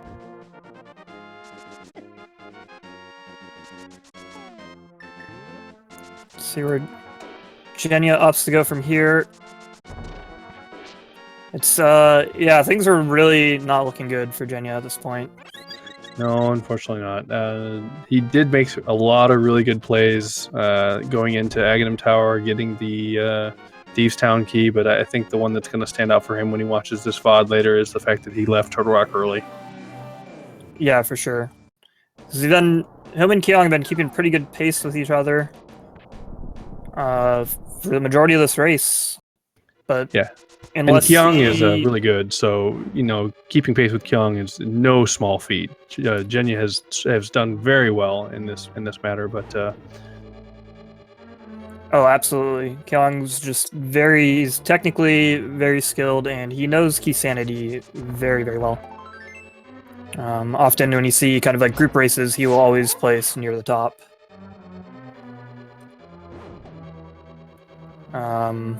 But kind of just an unfortunate decision on Jenya's part to leave Turtle Rock early before finding that fire rod, which is locking the ice rod in Skullwoods. Willard forgetting he doesn't have the fire rod. He's going to take a nice long trip. It's just a quick turnaround. He'll be back to this room pretty soon. It's the scenic route of Turtle Rock.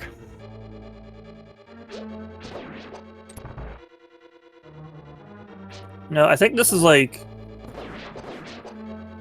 the most we've seen like divergence from our players in this race so far. Mm-hmm. It's taken an hour and a half, an hour and a half into the race, but we see each player is kind of like in a different dungeon, different location for pretty much the first time. So we're seeing our first look into Swamp Palace from Jenya and our first look into Ice Palace from Oyster. And for my money, Oyster has the right play. Yeah, I agree.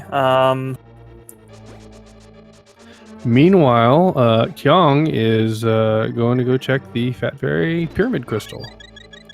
Maybe he'll find a hook shot. I think that's what he's hoping for. Is he's kind of put off going in the swamp for that reason. Yeah.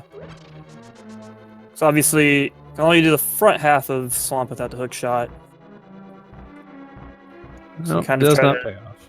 steer clear. It's looking like there's a decent chance, though, that hook shot will be either on this left side or in Ice Palace. There's a couple other locations it could be. It could be on Trinex. That would be a doozy. More than likely, it's going to be in the tea room of Ice Palace.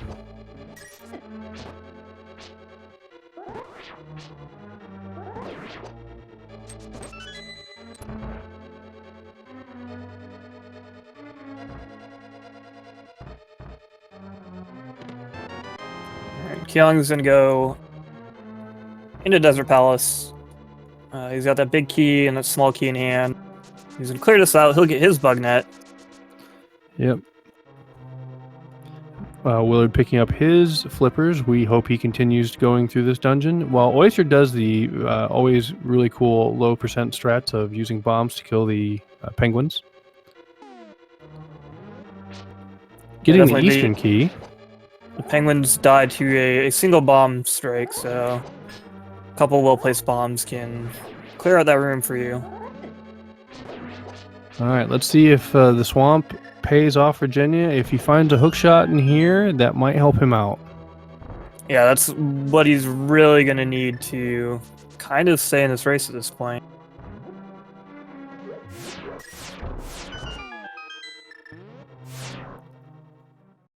Consolation burrito. And yeah, unfortunately, after that penguin room, Oyster took a death on the spike ball in that cross room. Dope. He's heading back through.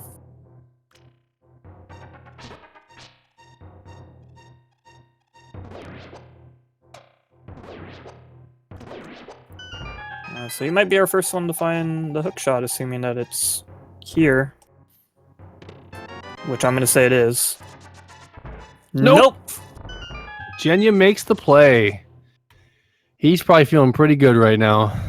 See, this is why I don't make my own predictions. I just jump on whatever you say. That's actually really big for Jenya. All right, well, we'll hope for his sake that evens up things considerably for him. He can finish up here, and if he heads back up to Turtle Rock right after this, we can get back on track and get back in this race. Yeah, definitely. He'll be able to finish up this dungeon now that he's got the hookshot, and yeah, as you said, he pretty much needs to go straight up to Turtle Rock.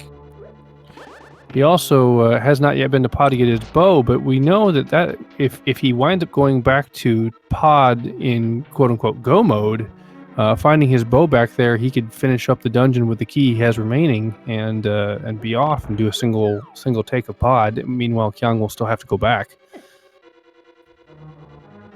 Yeah, the early bow for Kyong, a couple of silver arrows has definitely been like a nice boon. Ooh, But is overall, making nice palace play. Not the most important item. And yeah, this Ice Palace play is good news for Jenya. Yeah, from what we know now, we feel that this is probably going to be mostly a waste of time. Yeah, given what we know, I mean, again, we both kind of agreed that Oyster making the play in the Ice Palace made sense. That kind of the Ice Palace play over Swamp makes sense. Trackers seem to indicate. Sorry, go ahead. Oh, no, go ahead. Trackers seem to indicate that Kyong has found the Pod Big Key. Can they confirm?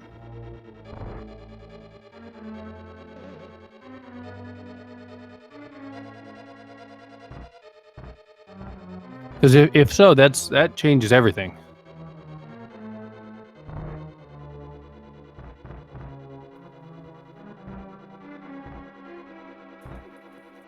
Pretty sure you grabbed it in Skull. So it'd been the Skullwood's big chest? A Pod Big Key was a dig spot. Oh, the shovel. Okay, yeah. I didn't see anyone. I missed I didn't see Kyong. Well, Kyong's the only one that's had the opportunity really to utilize that shovel. I missed that entirely.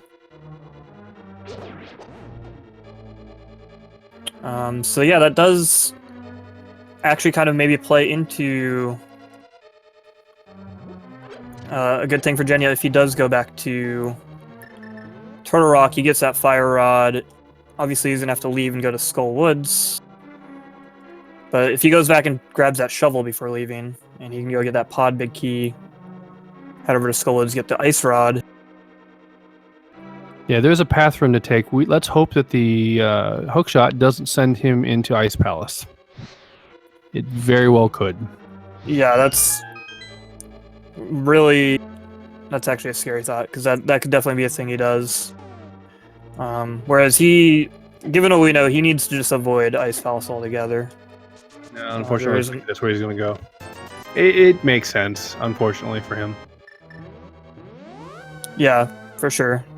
As mentioned, it makes Ice Palace play makes sense. It's just sometimes it makes sense. It doesn't mean it's the right play.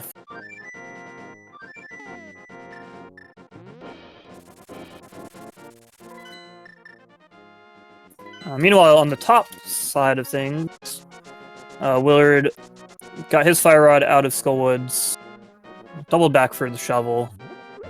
Or not of Skullwoods, out of Turtle Rock, and doubled back for the shovel. Now he's on his way to Skullwoods. Yeah, Willard will find himself in good shape, but the question will be for him, how quickly does he wind up going into the one place you don't want to go looking for the hookshot? This has been a pretty evil seed, if we have to be honest with ourselves. We got Fire Rod in Turtle Rock. We have Hookshot in Swamp Palace. That's pretty awful. And we have the Bow and Pod. Yeah, there's actually been a lot of trolls in retrospect. And also interesting, seen another convergence for 3 of our players here, all in Ice Palace. Even though we've deduced at this point that there's nothing essential in here.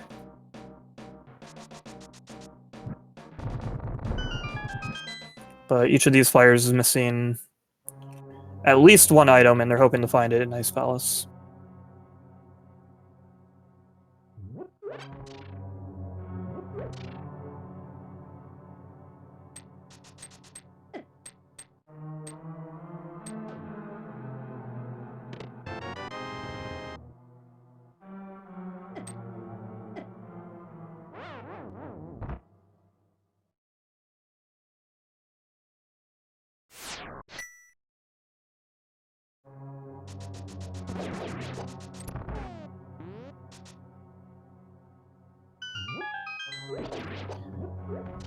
Not a lot of value so far in ice, huh? It's certainly not looking like it.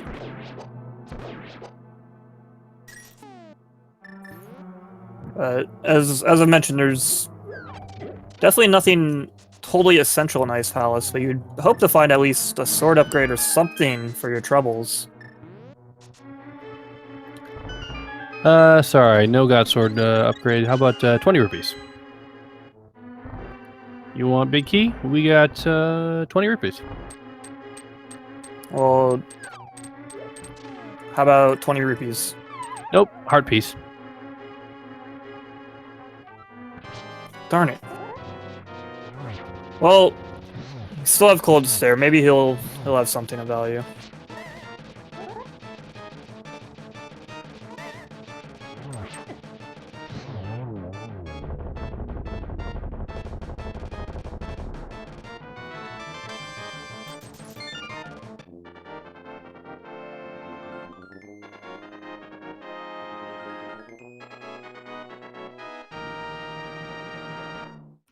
At least you're going a little too far to the central location of Cold Stare, which kind of splits him up rather than sticking to one side or another and sending him into the corner. So he's going to find the rest of this fight a little more difficult. Hopefully he has a safety or something here for him. He's searching, finds an empty bottle, and he decides that the full one will work better.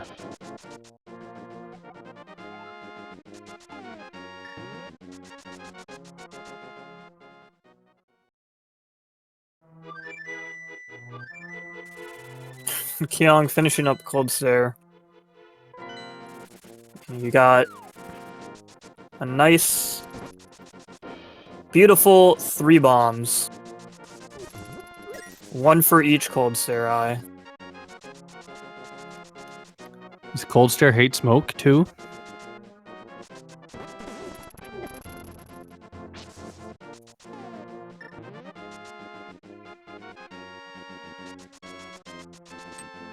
Willard showing off the shovel dash. If he was a Dodongo, I don't think he'd be carrying the bombs with him. But yeah, there's that pod big key.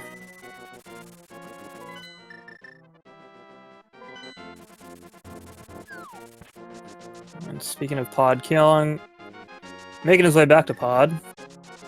Yeah, Kyong was reluctant to pick up the red pendant, and I thought they had introduced some logic where you could skip out on picking up the pendant and mirror out if you wish to, but I've tried that a few times and it hasn't worked. So if that's a thing, I'm screwing it up. Same actually. Kyong himself told me about that because I hadn't heard about it, and I've tried it since then, and it hasn't worked for me. Willard buying the wrong bombs. I like that.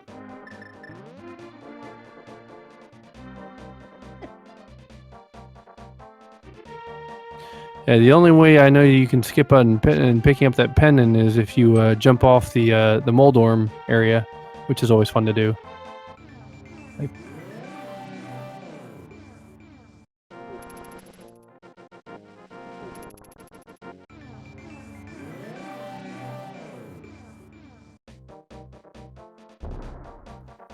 Oyster finally picking up his final key to Turtle Rock. Hopefully, well, he still has to do Castle Tower. That might be where he's headed now.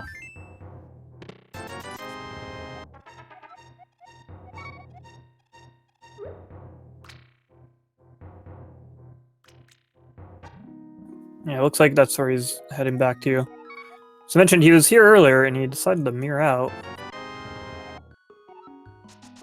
Willard being cheap for a green potion. Apparently the 1,050 rupees he has isn't enough.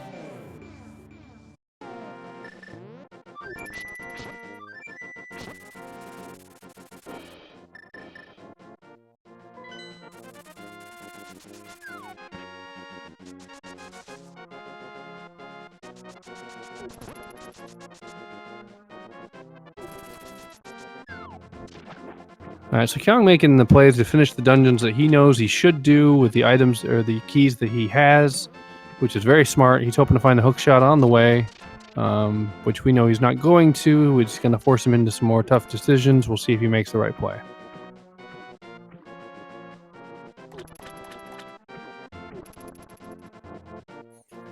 Yeah, I don't see Kyong putting off Swamp Palace for that much longer. But he does have that Eastern Palace big key, and he's over here. Yeah, again, Eastern makes perfect sense. I mean, if you're in the neighborhood.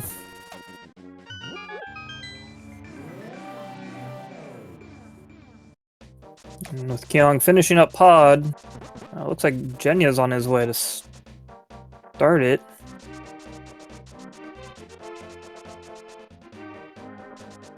Yeah, he has not been. As is Oyster.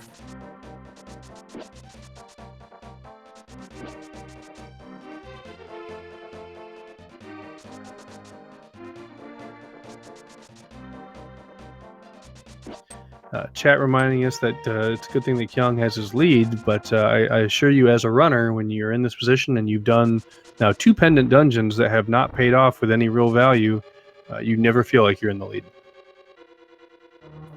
Definitely.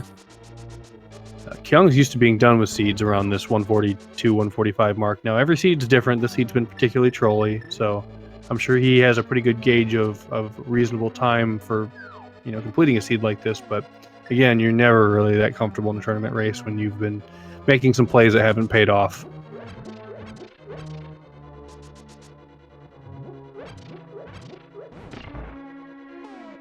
And again, go ahead. Sorry. You never want to, discount your opponent or anything. And Jenya's a pretty darn good player himself. So yeah, you just always kind of feel that your opponent had God vision the whole thing. Yeah, it's really easy to kind of look back on the seed when you start to get to this point and think about, well, had I done this, had my opponent done this and this and this instead of what I did, they could be almost done. Big 3 bombs and the big chest of Pod.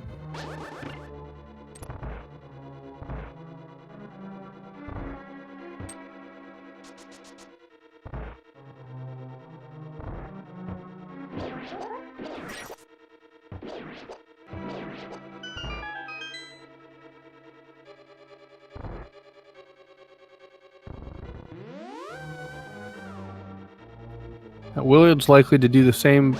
Willard hasn't picked up the Eastern big key, so he hasn't been in desert yet. So he might make the desert play. He might make the ice play next.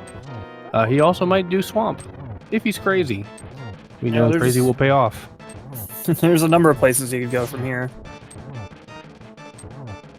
They're all pendants, too. Yeah, kind of a pick your poison sort of situation.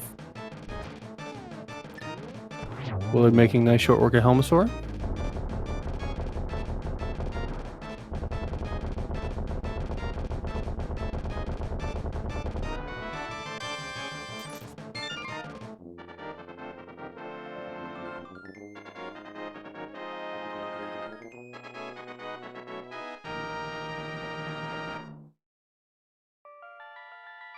Yeah, that's another crystal for Willard. And while Oyster picked up his bow for the hammer yump, he's going to go check the right side. But he's going to be running out of options here in Pod very shortly. He really needs to head back to Agnum's Tower and clear that out. Because that will give him the Thieves Town big key in the Lumberjack Cave, which leads to Cane, which opens up Turtle Rock and pretty much everything else.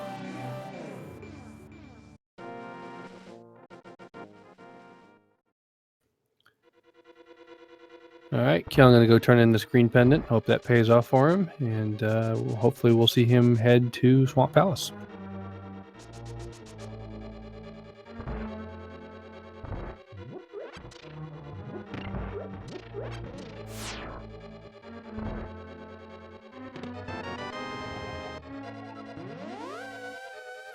Looked like he accidentally warped back to Dark World there. He switched to bombs. Because if you're carrying something over the portal back to the Dark World, it won't warp you. So it looked like he was gonna lay down a bomb, pick it up, and walk over it, but he kind of accidentally went down a little too far.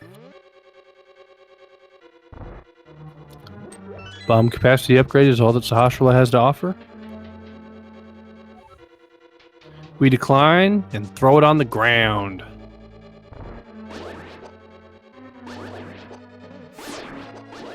Yep, and he's off to Swamp Palace. He know that when he finally makes it to the far end of Swamp Palace, when he thinks that there's no hope left, he's going to find what he's looking for, and he will be in go mode and on his way to the pig.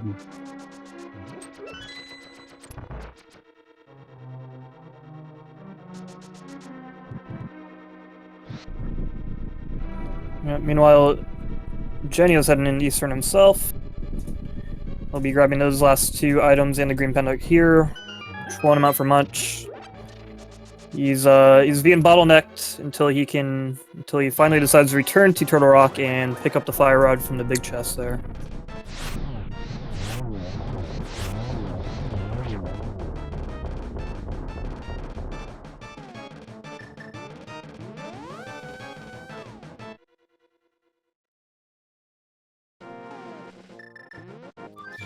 Yep, this seed has more bottlenecks than the 24 pack of Labats.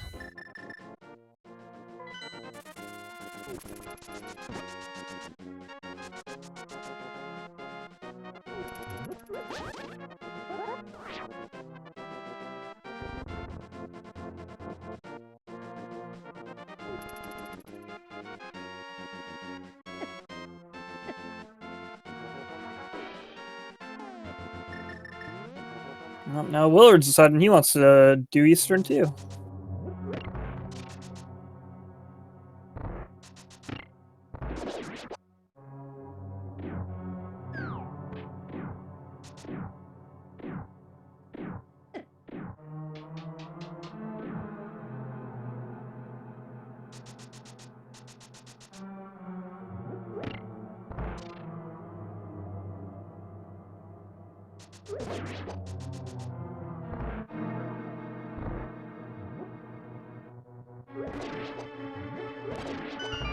It's hard to not want to do Eastern when you have the boots and you have the silvers. You just like maul your way through this place. Yeah, you feel real powerful when you go through here with the silver arrows. When you're compared to, or like when you're used to vanilla, rather.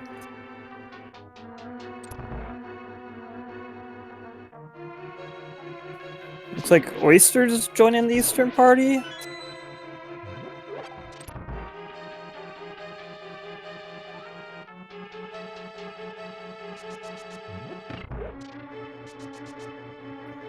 Or no, he's heading back to his portal. And back into pod.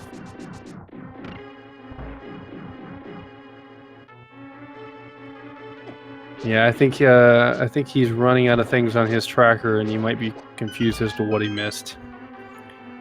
Yeah, I'm starting to think there must have been some kind of, I don't know, lapse in his memory, or just, yeah, he overlooked something, or he forgot something. Because, like I said, a while ago, he was in Aghanim's Tower, and he decided to mirror out and leave. So there are two castle tower keys. One was in Kakariko Well, and the other one was in Mire in the chest on the bridge, right? That sounds right. So did he not pick that up? That's a good question. Jenya displaying the proper amount of respect for the pedestal.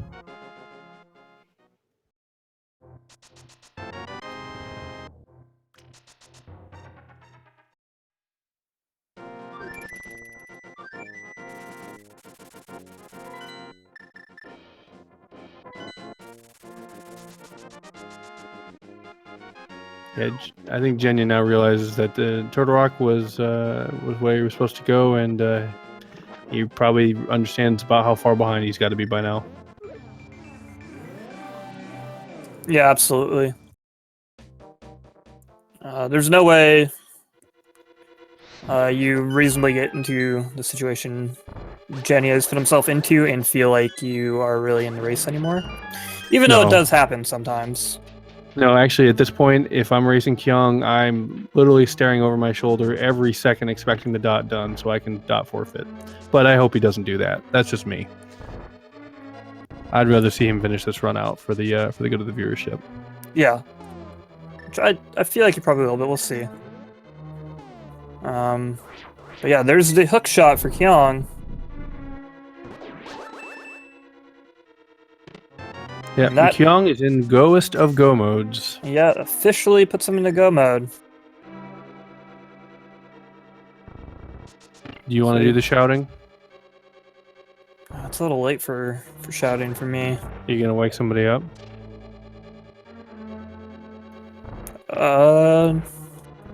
Probably not. Okay. Yeah, I guess. It's 5 o'clock somewhere though. Or does that only work for beer? Can work for whatever you want. Well, now you're making me feel powerful. Uh-oh. Don't let it go to your head. Too late. So, unfortunately, Willard, of all the places he could have gone, decides to go into ice. We know that's going to be the wrong play, and hopefully after he's done here, he'll find his way over to Swamp where he can get his hook shot. Kyong will not check any additional chests looking for a sword at this point. He'll just check the ones that are really close on the way, and does not find what he's looking for moving along. Yeah, he just has to clear out Argus here, and head back up to Turtle Rock and jet through that and take out Trinex.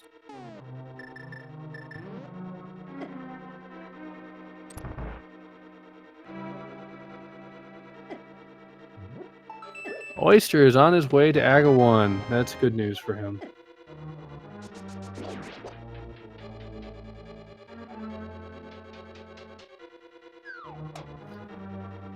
Wonder if we're going to see some frustration at the big chest of Turtle Rock here.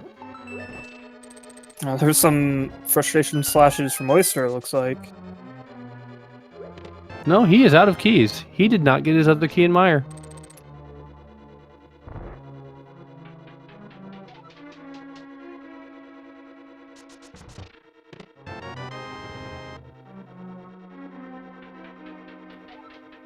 That's fascinating. I'm not sure how he missed it.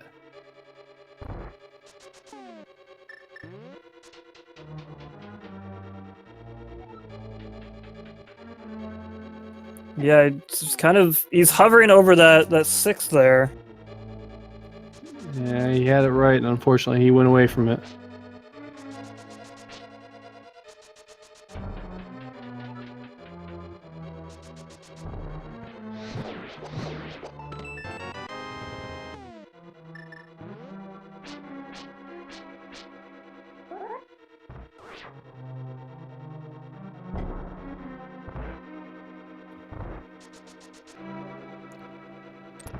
Well, the only other alternative, Brangwin, is if he did pick up that other Aga Tower key, that he used it on the door and then left early, thinking maybe there's another door or something like that. I'm as perplexed at this point as you are, and probably as he is too. Yeah, I'm not entirely sure what's going on here. I'd have to go back and check. I know, because I know he was in there, but maybe it was before he got to the door and he realized he was missing a key, and that's why he left. Looks like Kyong had to stop for a bathroom break.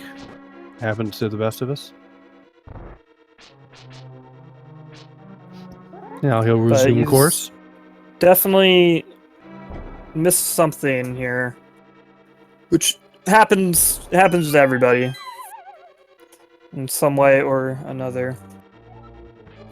Just an unfortunate thing to see in a tournament race. Oh, I know what it was. Kyong took a break because his wife forced him to shave his facial hair. It's an emergency whenever that happens. You just gotta deal with it right away before it gets too bad. Is that a thing that happens when you get married? Yeah, it's one of many. Unfortunately, Jenja picks up his fire rod, but does not pick up his shovel, so we know he's going to have to make another trip. Now, when he makes his other trip with the ice rod, he can hopefully go pick that up on the way, and it wouldn't actually cost him too much extra time.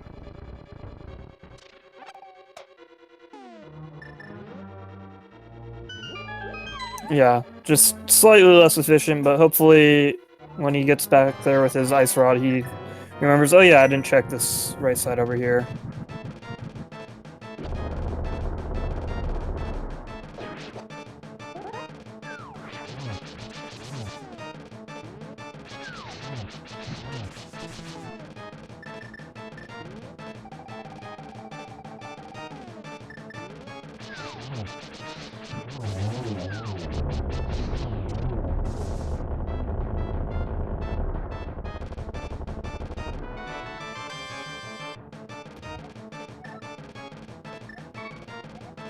Kyong going back into Turtle Rock.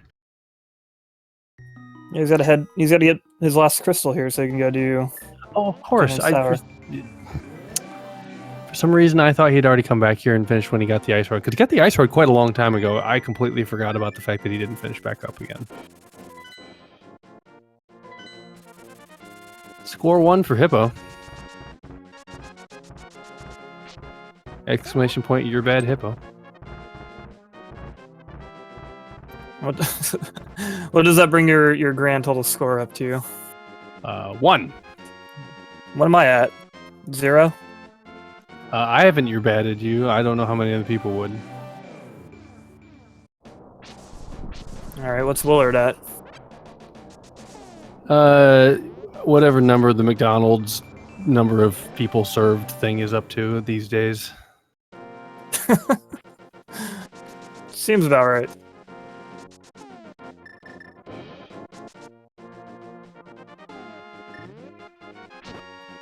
Speaking of Willard, it looks like he's gonna head into Turtle Rock. But he's gonna get Dead Rock blocked on his way.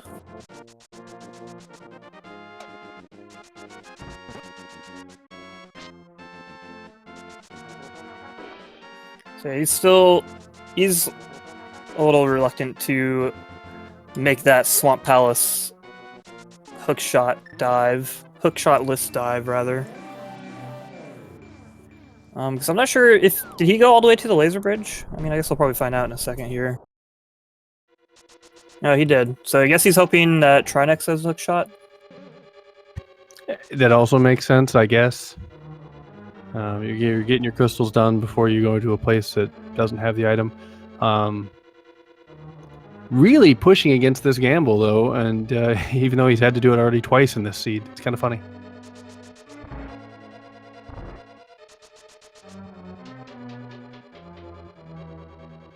So our tracker has actually gone back and checked the VOD for Oyster to kind of resolve some of the confusion about where he's gotten lost. He has, in fact, picked up both keys. He just used them both and does not, for some reason, think that he can get to the end of Aga Tower. And unfortunately, until he goes back in and actually tries it and realizes he can make it in there, he's going to be stuck. So that's an unfortunate thing for one of our runners, but also top marks to our tracker for going and back and answering that question for us, because we were all really wondering. Yeah, awesome. Thank you so much. I was actually trying to skim through the VOD a little bit, too, to see. So I'm glad you found the answer, because I would have sworn that's what happened, which is... Yeah, it's unfortunate. It's just probably just a... kind of a mental error. We did mention at the beginning of this cast that Oyster is one of the newer runners of this tournament, so I mean he has done very well for himself to get to 2-1, but sometimes you can make mistakes like this that just you don't have the experience to have handled, and these things happen. I mean, I've done literally hundreds of these, and I'll still make kind of silly mistakes like that. Exclamation point, your bad swerve. Yeah, there we go. Nice, I'm on the board. Ding! There's so much to keep track of, especially adding to the complexity of things. Like if you're used to even like standard and open, switching over to Keysanity, there's just obviously a lot more to keep track of with all the keys at large. It can be very easy to get kind of tripped up by these kind of things. So yeah, perhaps he just didn't realize he used both of them and he thinks he needs one more, or obviously just some sort of lapse in his memory or his knowledge there that's very unfortunate. Because at this point he's kind of in this this position where nobody wants to be, where he's lost and kind of hopeless, and he's just going places that he's already been, hoping that, oh, did I forget this or did I forget this? Also known as 90% of entrance randomizer. Yeah, 100% if you're me. Yeah, pretty much. So Jenya has pretty much done everything he needs to do. He's currently searching for the pod big key is all he has left for go mode. And we know that he's just one shovel away, but unfortunately he has to go back up to Turtle Rock for now a third time to get that shovel. So hopefully he does what Willard did here and finishes off his second to last crystal to go get that shovel on the way up, and then he can make with finishing the seed.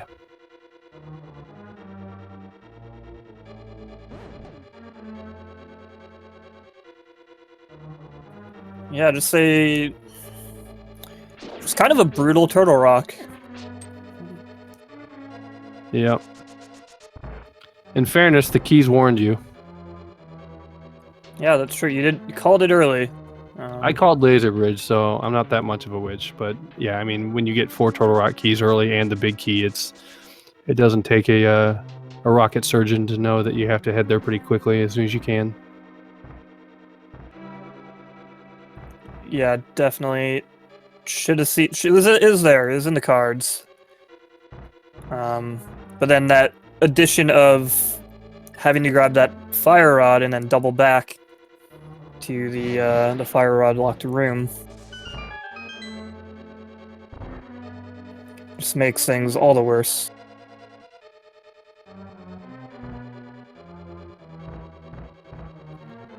I love watching Jenya's stream when he goes all green. It makes me feel like I'm watching like a bad part of a VHS tape.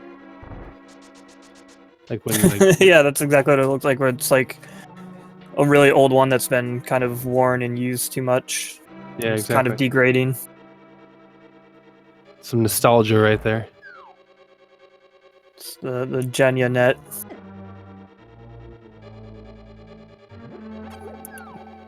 Oh, he's back in Turtle Rock. He's got to turn around. No. Well, I mean, he's gonna beat Trinex. Maybe he can go back and to the right side after he beats Trinex. Yeah, maybe. I guess this makes sense because if you have to beat Trinex anyway, and you might get what you need there, you might as well go do that first and then go check right side if you have to. That's true.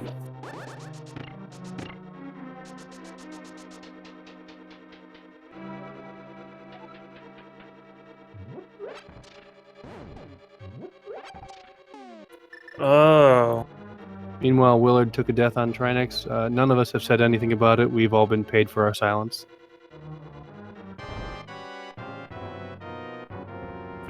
Well, I mentioned it earlier, but this kind of like hammer, no half magic Trinex fight can be a little brutal. Mm-hmm. So, as much as I like ribbing on Willard, I'll give him a pass for that one. Yeah, it happens to everybody. Just this fight, it's actually honestly one of my least favorite fights to do in Randomizer. My honest advice for somebody who's trying this and maybe isn't all that confident at it would be to actually do the ice head first. Normally you would want to do the fire head first because it activates quicker and it's always just the normal strat. But getting the ice off the floor makes doing the hammer side on the ice head much easier. Yeah, and then just kind of take your time. Like Willard here he's being very careful because he's only got 2 more fire rod shots left. And he got it. There we go. And it can be a little tricky because you can only get 2 or 3 missed shots and then you're done. And it can be a little tricky to do because if you're too close to one of the heads, That shot goes right through it. And Kyong finds a Moldorm 2 sword, so Oh, free Ganons for everybody. He actually didn't even check the mini Helmasaur chest. I think he only checked the last two, so that was a pretty nice grab there at the last minute. yeah, definitely will make Ganon much easier, much safer, much quicker. Kyong. I'm sure he feels like the seat owes him at some point. Yeah, that's true. I guess I can't be that upset.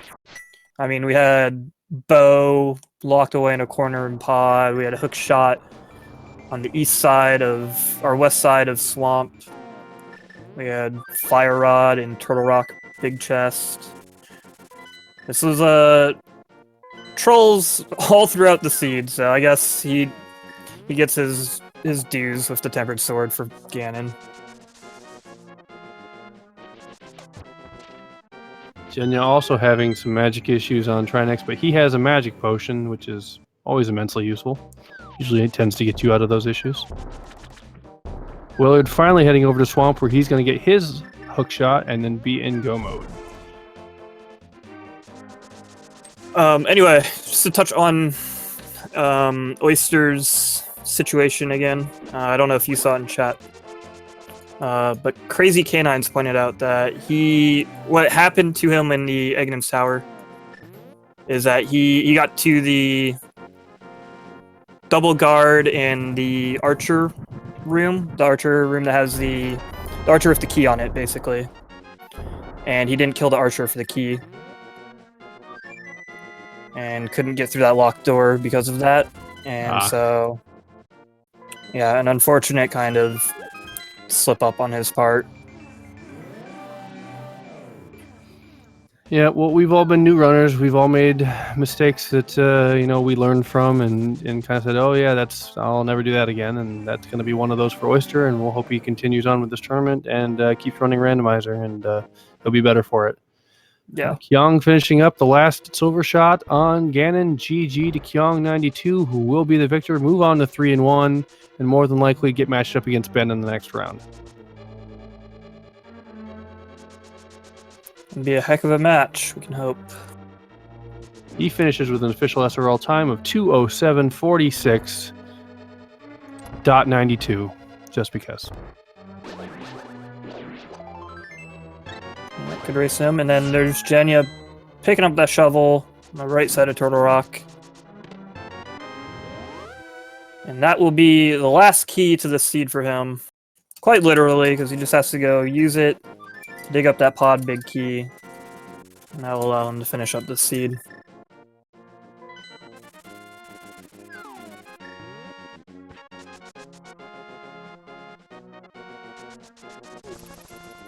All right, so let's make a mini race between two people who aren't actually racing each other. Who's going to win between Jenya and Willard?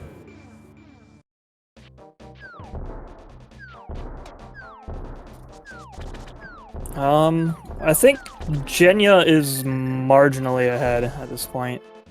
But it's interesting. Either one could win. Yeah, as we know, Jenya just has... Oh, sorry, go ahead. Yeah, he only has to do east side of pod. He's go moding pod. Meanwhile, Willard has to full clear just to get his go mode item. So he's going to have more to do.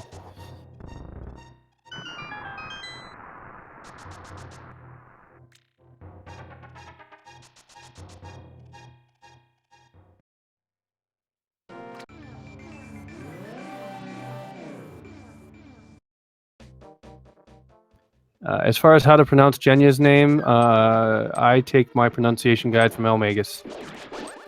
He knows the guy more than I do, and that's what he calls him, so I'll stick with it. Yep, same. So, I would say Jenya is the proper pronunciation.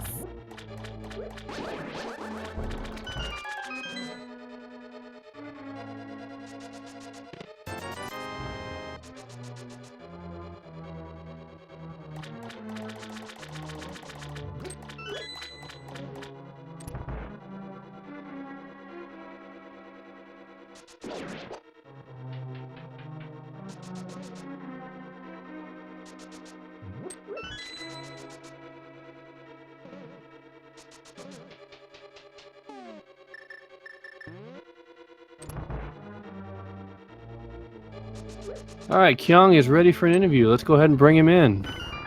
All right. GG, Kyong. Yeah, GG. So, do we have any more items in the dungeons that require the items for you? You need some more of those? Oh my god. I mean, I didn't mind this seed that much because everything was forced anyway, so other people had to do it. It's not like I double dipped, but you didn't have to most of the time. But yeah, that was quite the seed. Yeah, that's definitely a positive way of looking at it. Because yeah, pretty much everything here was required, outside of like, I guess, Ice Palace. Yeah. I actually don't think there was much value in any of the pendant dungeons this time for them. Maybe a small key here or there. You know what? You might be right. So my biggest mistake was we got the swamp small key at the very beginning of the game, but I marked on my tracker as a big key instead.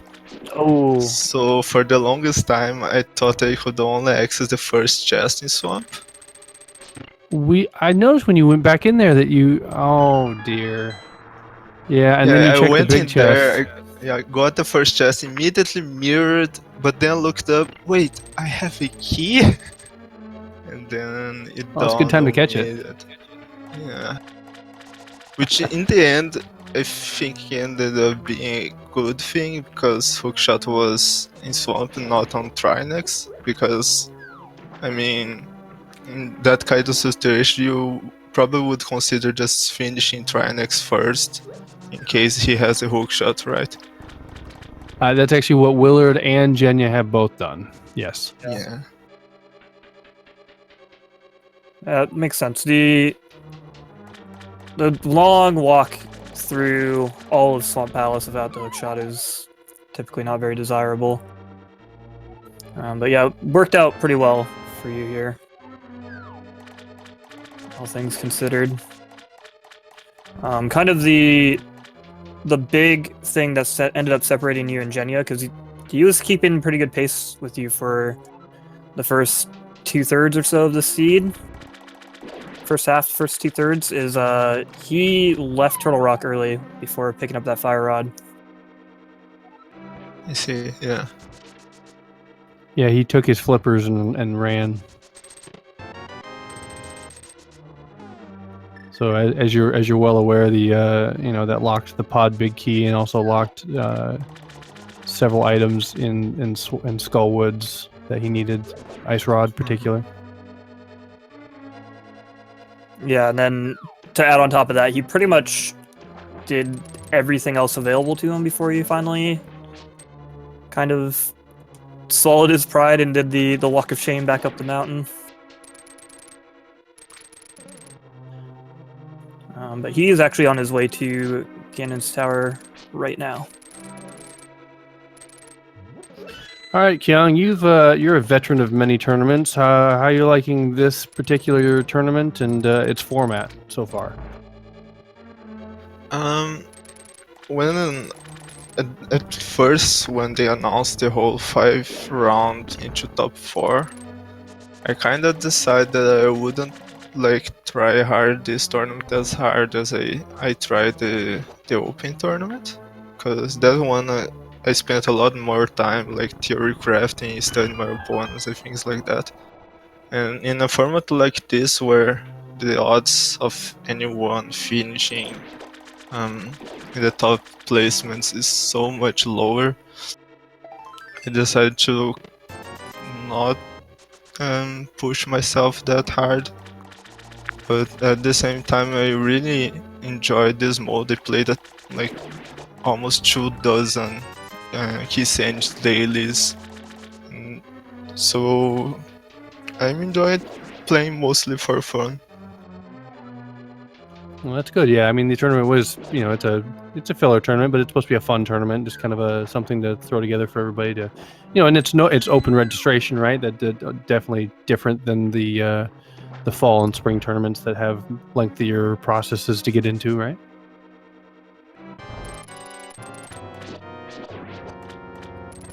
Yeah, definitely. And I feel like a lot of people have kind of taken that approach, which I think is a good way to approach the tournament given the format. Absolutely. Willard did check those 2 chests in Swamp on the way to Argus, and neither one of them had anything of value. Yeah, imagine the remaining sword has to be somewhere else in Ganon's tower. When I went through the mini Helmador, that I remembered that I should have been checking those chests. Yeah, thankfully you lucked out with that Moldorm 2 tempered sword. Yeah. Although with 3 blue potions and cape, it wouldn't be like costly, but definitely would take some time. Oh yeah, you were well prepared for the Master Sword Ganon. But yeah, the tempered sword at the end there is definitely nice to help speed things up.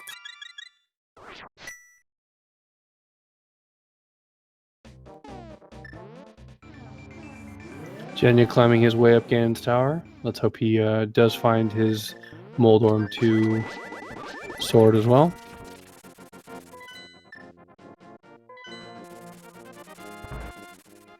Yep, and with Willard finishing up Swamp, he's going to grab himself a blue potion as well, just in case he has to do that Master Sword Ganon and make his way up to Ganon's tower.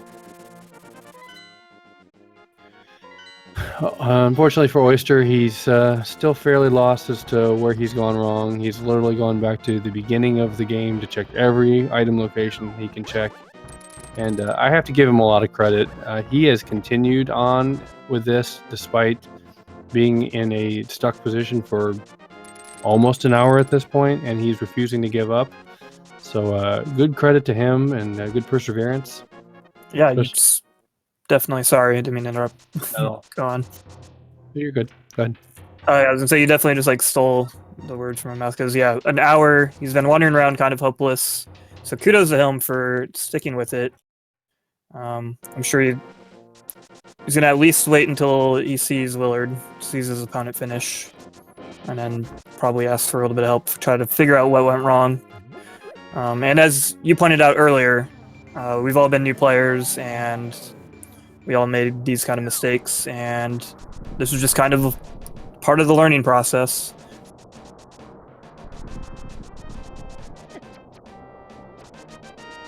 Yeah, I do remember my first seed that I got before Cross Product had the map tracker to kind of help some of the new people out, which is a wonderful tool. And I had the hook shot, and I had just done Aga 1, and I had no idea where else I was supposed to go because I couldn't get any further in the pod. And, you know, I had a glove upgrade, but I'd never seen the hook shot across the river before in my life. It's less embarrassing than my first one. I know the first one I tried to do had Moon Pearl in that chest right after Uncle, and it was a standard seed I was doing. Moon Pearl in that chest right after Uncle, and I just walked right past it. Like, I just totally forgot it was a thing, because I was, like, more used to NMG, where you just skip that anyway, and so I just did kind of escape like that. And, like, several hours later, I'm just, like, tearing my hair out, not realizing, like, what did I miss? Yeah. Jenya does pick up his tempered sword, so he's going to make his way to Aga 2, clean up here, and let's hope Willard doesn't get shot by Beamoses and wind up dying, please.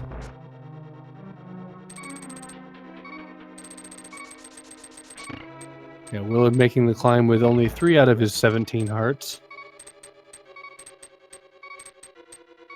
Well, I mean, this is why you picked up that blue potion, right? Yeah, but he doesn't have a fairy, so if he gets sucker punched with his green mail, he's going out and he's starting over. Oh, he's going to do the safety. That makes a lot of sense. Yeah. Oh, he's gonna put that. Nope, he's not gonna put that net to use. He was gonna net one of those fairies, and then he just accidentally picked them both up. Fairy murderer.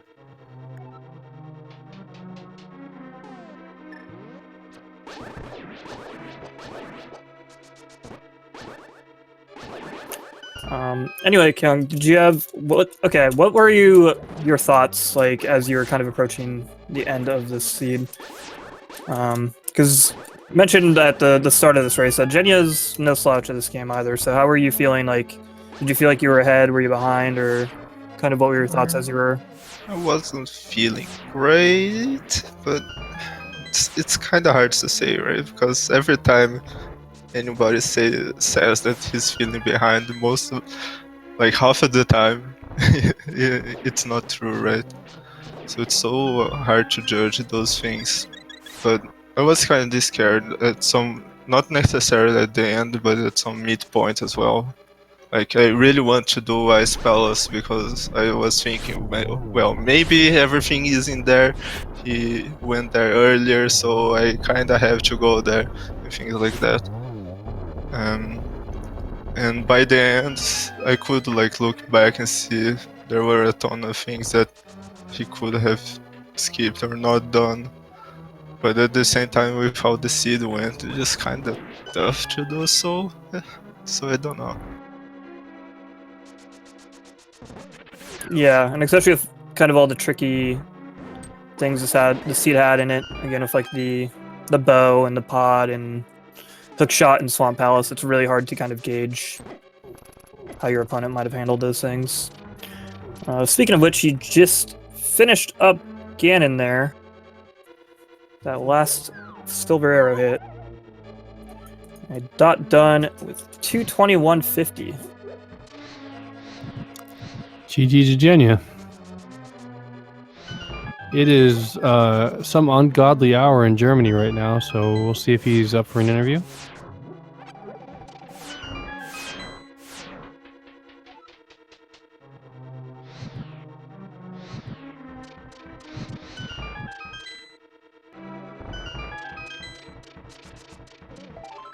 Meanwhile, Willard in the mini home store room will be approaching Moldorm 2 soon. Yeah, I fully expect him to grab his sword. He's been clutching at every available chest on the way up, trying to hope to not to do the Master Sword Ganon, so...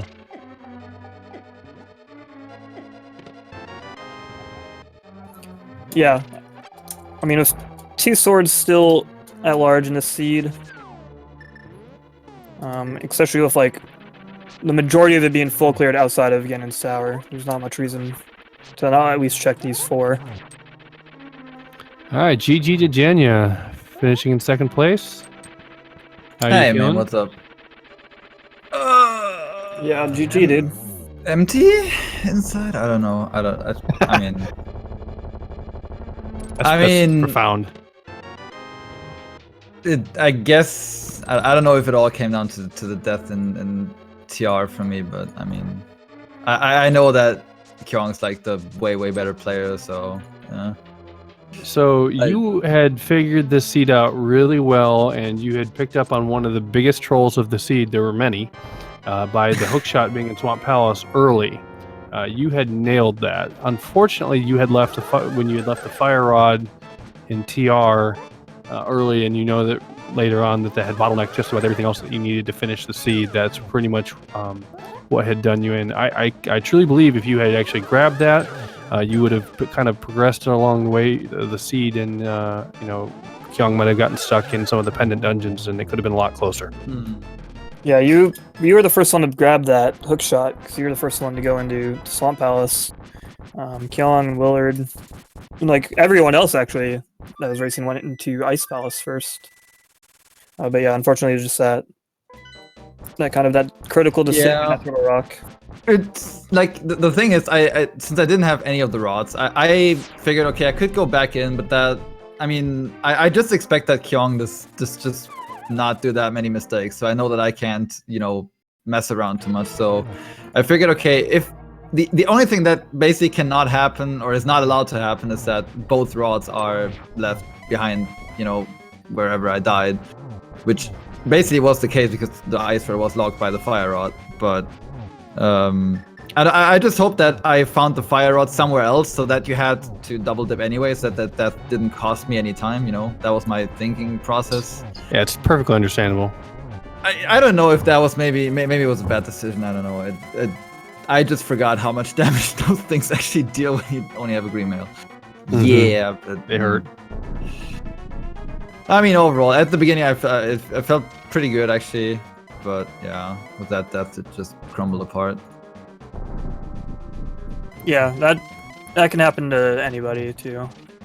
I've definitely been there where you take an unfortunate death and you kind of like maybe reevaluate. You're like, is it really worth going all the way back through this dungeon to where I died, or like there's all these other options still available? And unfortunately, it just didn't pan out. But you were keeping very good pace, because it could have been like you'd either of your races like to win at that point until you just kind of unfortunately made not necessarily even like a bad call, just a wrong call. Yeah, I mean, that happens. As I said, I was bound to. I knew that I had to make some, risky gambles along the way, just because I know that Kyong is just better in execution and everything than I am. But yeah, it didn't work out. That's fine. At least I pulled the pedestal. Hooray for that. Did anyone else do that actually? Just about everybody went, and almost everybody finished enough. Like Willard had all the pendants, but he had already checked the pedestal to know that he didn't need to go back and pull it. I see. Yeah, okay. And speaking of Willard, he finishes with a 226.02. GG to Willard.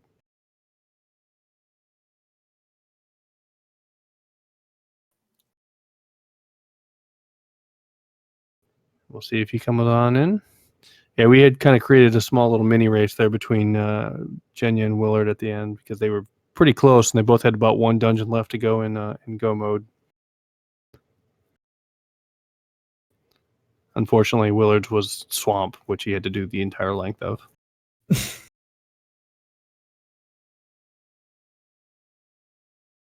I mean, I felt pretty good when I found the hook shot. I'm not gonna lie. I was like, okay, come on, just the fire rod, behind the hook shot, that would be pretty epic. But nah. Mm-hmm. Actually, I said that in commentary. I said as soon as you grabbed that, because it was the last chest in Swamp too, because you were kind of going, "Oh man, this is going to be a waste of time," and all of a sudden you find it and you say "jackpot," and you go off and run. And I'm like, man, he feels great, and he just doesn't know he left the fire rod behind. Yes, I'm like, yeah, this is too good to be true. A little bit. I mean, it was a great play. Unfortunately, it was half of what you needed.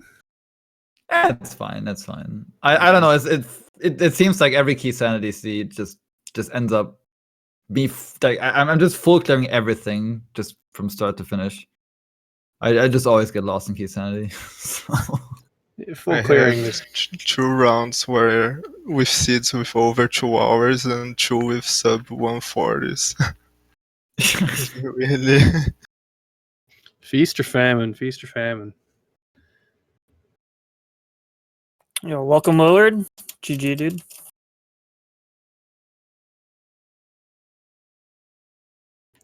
He snuck in. He's a wizard. Might be muted or something. I don't see him. Oh, there he goes. I always do that. Hey, GG. What's up, buddy? That was a seed. Chat loved Yeah, it. it was pretty cool. I liked it.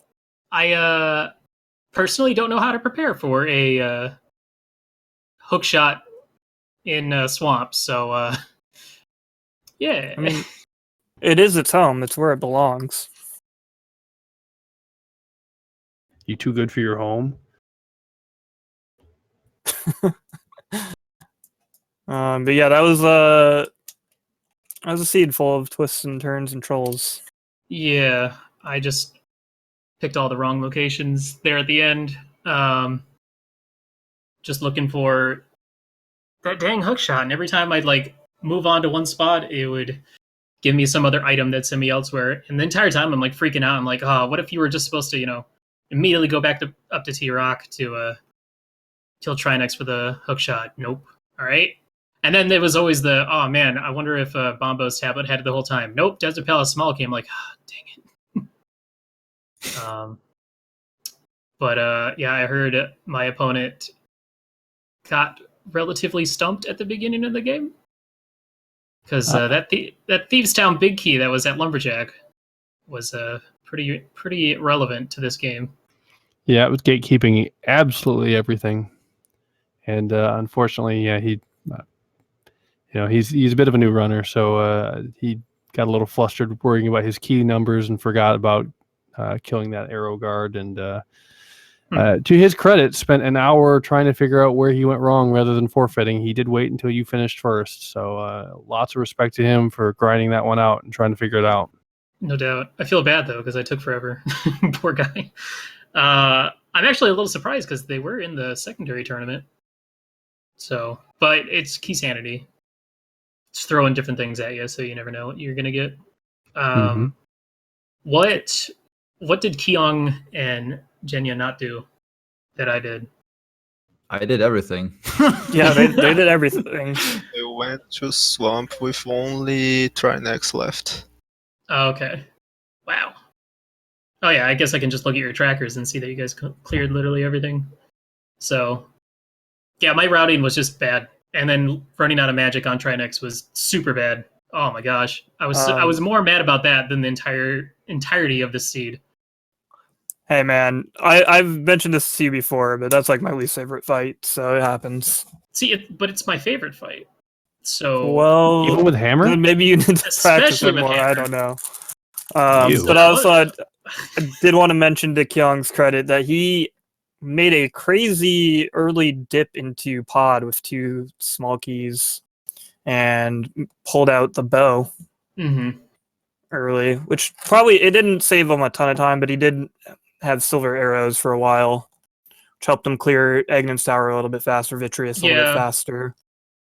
I was definitely tempted to go to pod before going to Mire, like going right back to Mire to kill Vitreous, because I was like, well, what if there's a bow somewhere? But it went fine. I have to say, in a new twist on the Rage slash, Oyster decided to freeze all of the guards in the offending room and then beat them up with each other. Well, there you go. Yeah. That's one way to do Killing it. them in style. I'm so mad that I did. Like, first of all, I was like, it happened again. It's like you go into a pendant dungeon without the intention of completing it, and then you find a vanilla item in there that allows you to finish the whole dungeon or most of it. Like, come on, man. Because that vanilla big key just kept me going. I was like, why? Why do this to me? You're not going to give me what I want. Exactly right. I did like my House of Darkness shenanigans. The save and continues and soft resets to keep that small key. Yeah, so we were actually asking each other, what is Willard doing? And Chat had pointed out for us that you actually had a plan there, and we didn't see it. So good on Chat for understanding the wisdom of your ways. For being smarter than the commentators. I made the mistake of taking a death after getting the bow, and I was like, oh wait, I can go do the bow side now. So I had to do that, then take another death to then go. But then I got a vanilla key, so I'm like, oh, all right, well, I guess I'll go do the back and check that spot. Then I'll take a death and save and continue, and then check the other 2. So it was a little bit longer than I was intending, but it was probably a strat that I'm going to keep using. No, it definitely pans out, especially if you only have 3-4 keys and you don't want to risk the biscuit. So no doubt. Pod is still kind of one of those weird, terrifying dungeons that you don't want to mess up. Yeah. Kyong actually made it was before he had the big key, but he was making the play towards possibly clearing the first time he went through when he only had 3 keys, and then he had to stop, obviously. But I wasn't sure if he had stopped because he realized he didn't have the big key, or if he didn't have big key. So you would have done it if you had the big key. Where was that big key again? Shovel. Dig spot. Shovel. Okay, yeah. I was so mad because I was like wanting to put off pod until I had at least the Eastern Palace big key, so that I could, or when I went to go finish pod, I was hoping I had the Eastern Palace big key so that I can go do both, knock them out, and then immediately after finishing pod, finding the big key for Eastern Palace. I was like, come on, man. So that seemed to happen a lot in the seed for me. Was like I'd unlock one more thing, which I could have routed a little bit more conveniently. Which, dang, the Quake then Ether? Nice. Which obviously added time overall. So, but yeah, GG's to everybody in this race. This was not a fun one, in my opinion. So in a 4-way race, the first 2 people to finish take the win, right? You want? I mean, As tourney admin, I unfortunately am going to have to shut down that idea. God damn it, tournament admins! what? Sounds a little corrupt. The other routing mistake that I definitely made was not checking Lumberjack prior to going up to Aga, and then later going up to Aga without ever finding that second small key. So that was a couple extra dumbs. Because then after finding the Castle Tower key, I went and checked Lumberjack. Then I went and did Aga. So it's like, all right, that was bad. I thought when you checked Castle Tower made a lot of sense as far as because you went and checked the pyramid at the time. That was a big, as a routing decision, that seemed to make a lot of sense. The first time, yeah. But I went up there a second time without that Castle Tower small key, but didn't realize it until I had already gotten to the roof. I was like, well, that was dumb. Let me go do Meyer Desert area and whatnot. So, yeah. Yeah, all these little time saves that would have helped. But, yeah, I don't know how anyone can ever prepare for hookshot in Swamp. It's like if you make that play, you got to make it right away. But the flipper is so far into the seed in T-Rock with, Kane being in Thieves Town, but that Thieves Town big key being on the Lumberjack Cave. It's really hard to make that play early. And then by the time you want to make that play, you already have all these crystal dungeons you could be knocking out. So you just keep putting it off and hoping you find what you need. Yeah, at no point, we looked at all the plays you guys were making, every single one of you, and said, yeah, it stinks. We know that that's going to be the wrong play for them and that they're going to wind up a little jebaited by a pendant dungeon, but what else can you really do if you're in their shoes? Mm-hmm. Oh, yeah, seriously. The triple dip desert, when I don't think desert had anything. Swagnet. I don't think it had anything. Going back to Eastern, finding nothing as well. And then, of course, all of Ice having virtually nothing. So, yeah. Anywho, GG's. Right. Happy to be at 3-1. So, Kyong, let's race in the next round, all right? Let's finish this off right. There's some mutually assured destruction. Gonna be some more admin abuse. Yeah, Kyong, you already lose. You're matchups. 3-2. What are you talking about? Rigged. It's in the rules. Rigged. Come on, man. It says Willard goes 4-1. It's in the rules. Yep, in the fine print. You got to put on your special glasses to see those. So Just white text on the white background. You have to highlight it. now you gotta use lemon juice. It's the Declaration of Independence, man. Too far. All right. Have a good night, everyone. That's how you finish off the seed. You just leave them laughing. All right, want to close this out here. I want to thank Kyong, Jenya, and Willard for stopping by to talk to us. I want to thank Oyster for being a great sport and sticking this one out. And I want to thank my co-commentator and trackers, especially the trackers, because they had a lot of work to do and answer some questions about what the heck was going on for us, and they did a great job. It's appreciated. Yeah, I don't want to speak for you, but I would have been lost without them. So, in fact, I kind of was anyway, a couple times there. But yeah, thank you very much. Yeah, and Swerb, you weren't half bad, I guess. I mean, I'd leave you a good tip. I'll take it. It's good enough for me. Want to close this out, buddy? What? I thought you were doing that. No, I just said thanks to everybody. You gotta say goodbye to the audience and stuff. Okay. Goodbye, audience. Have a good night, chat. Have a good night, Done. Hippo. Bye.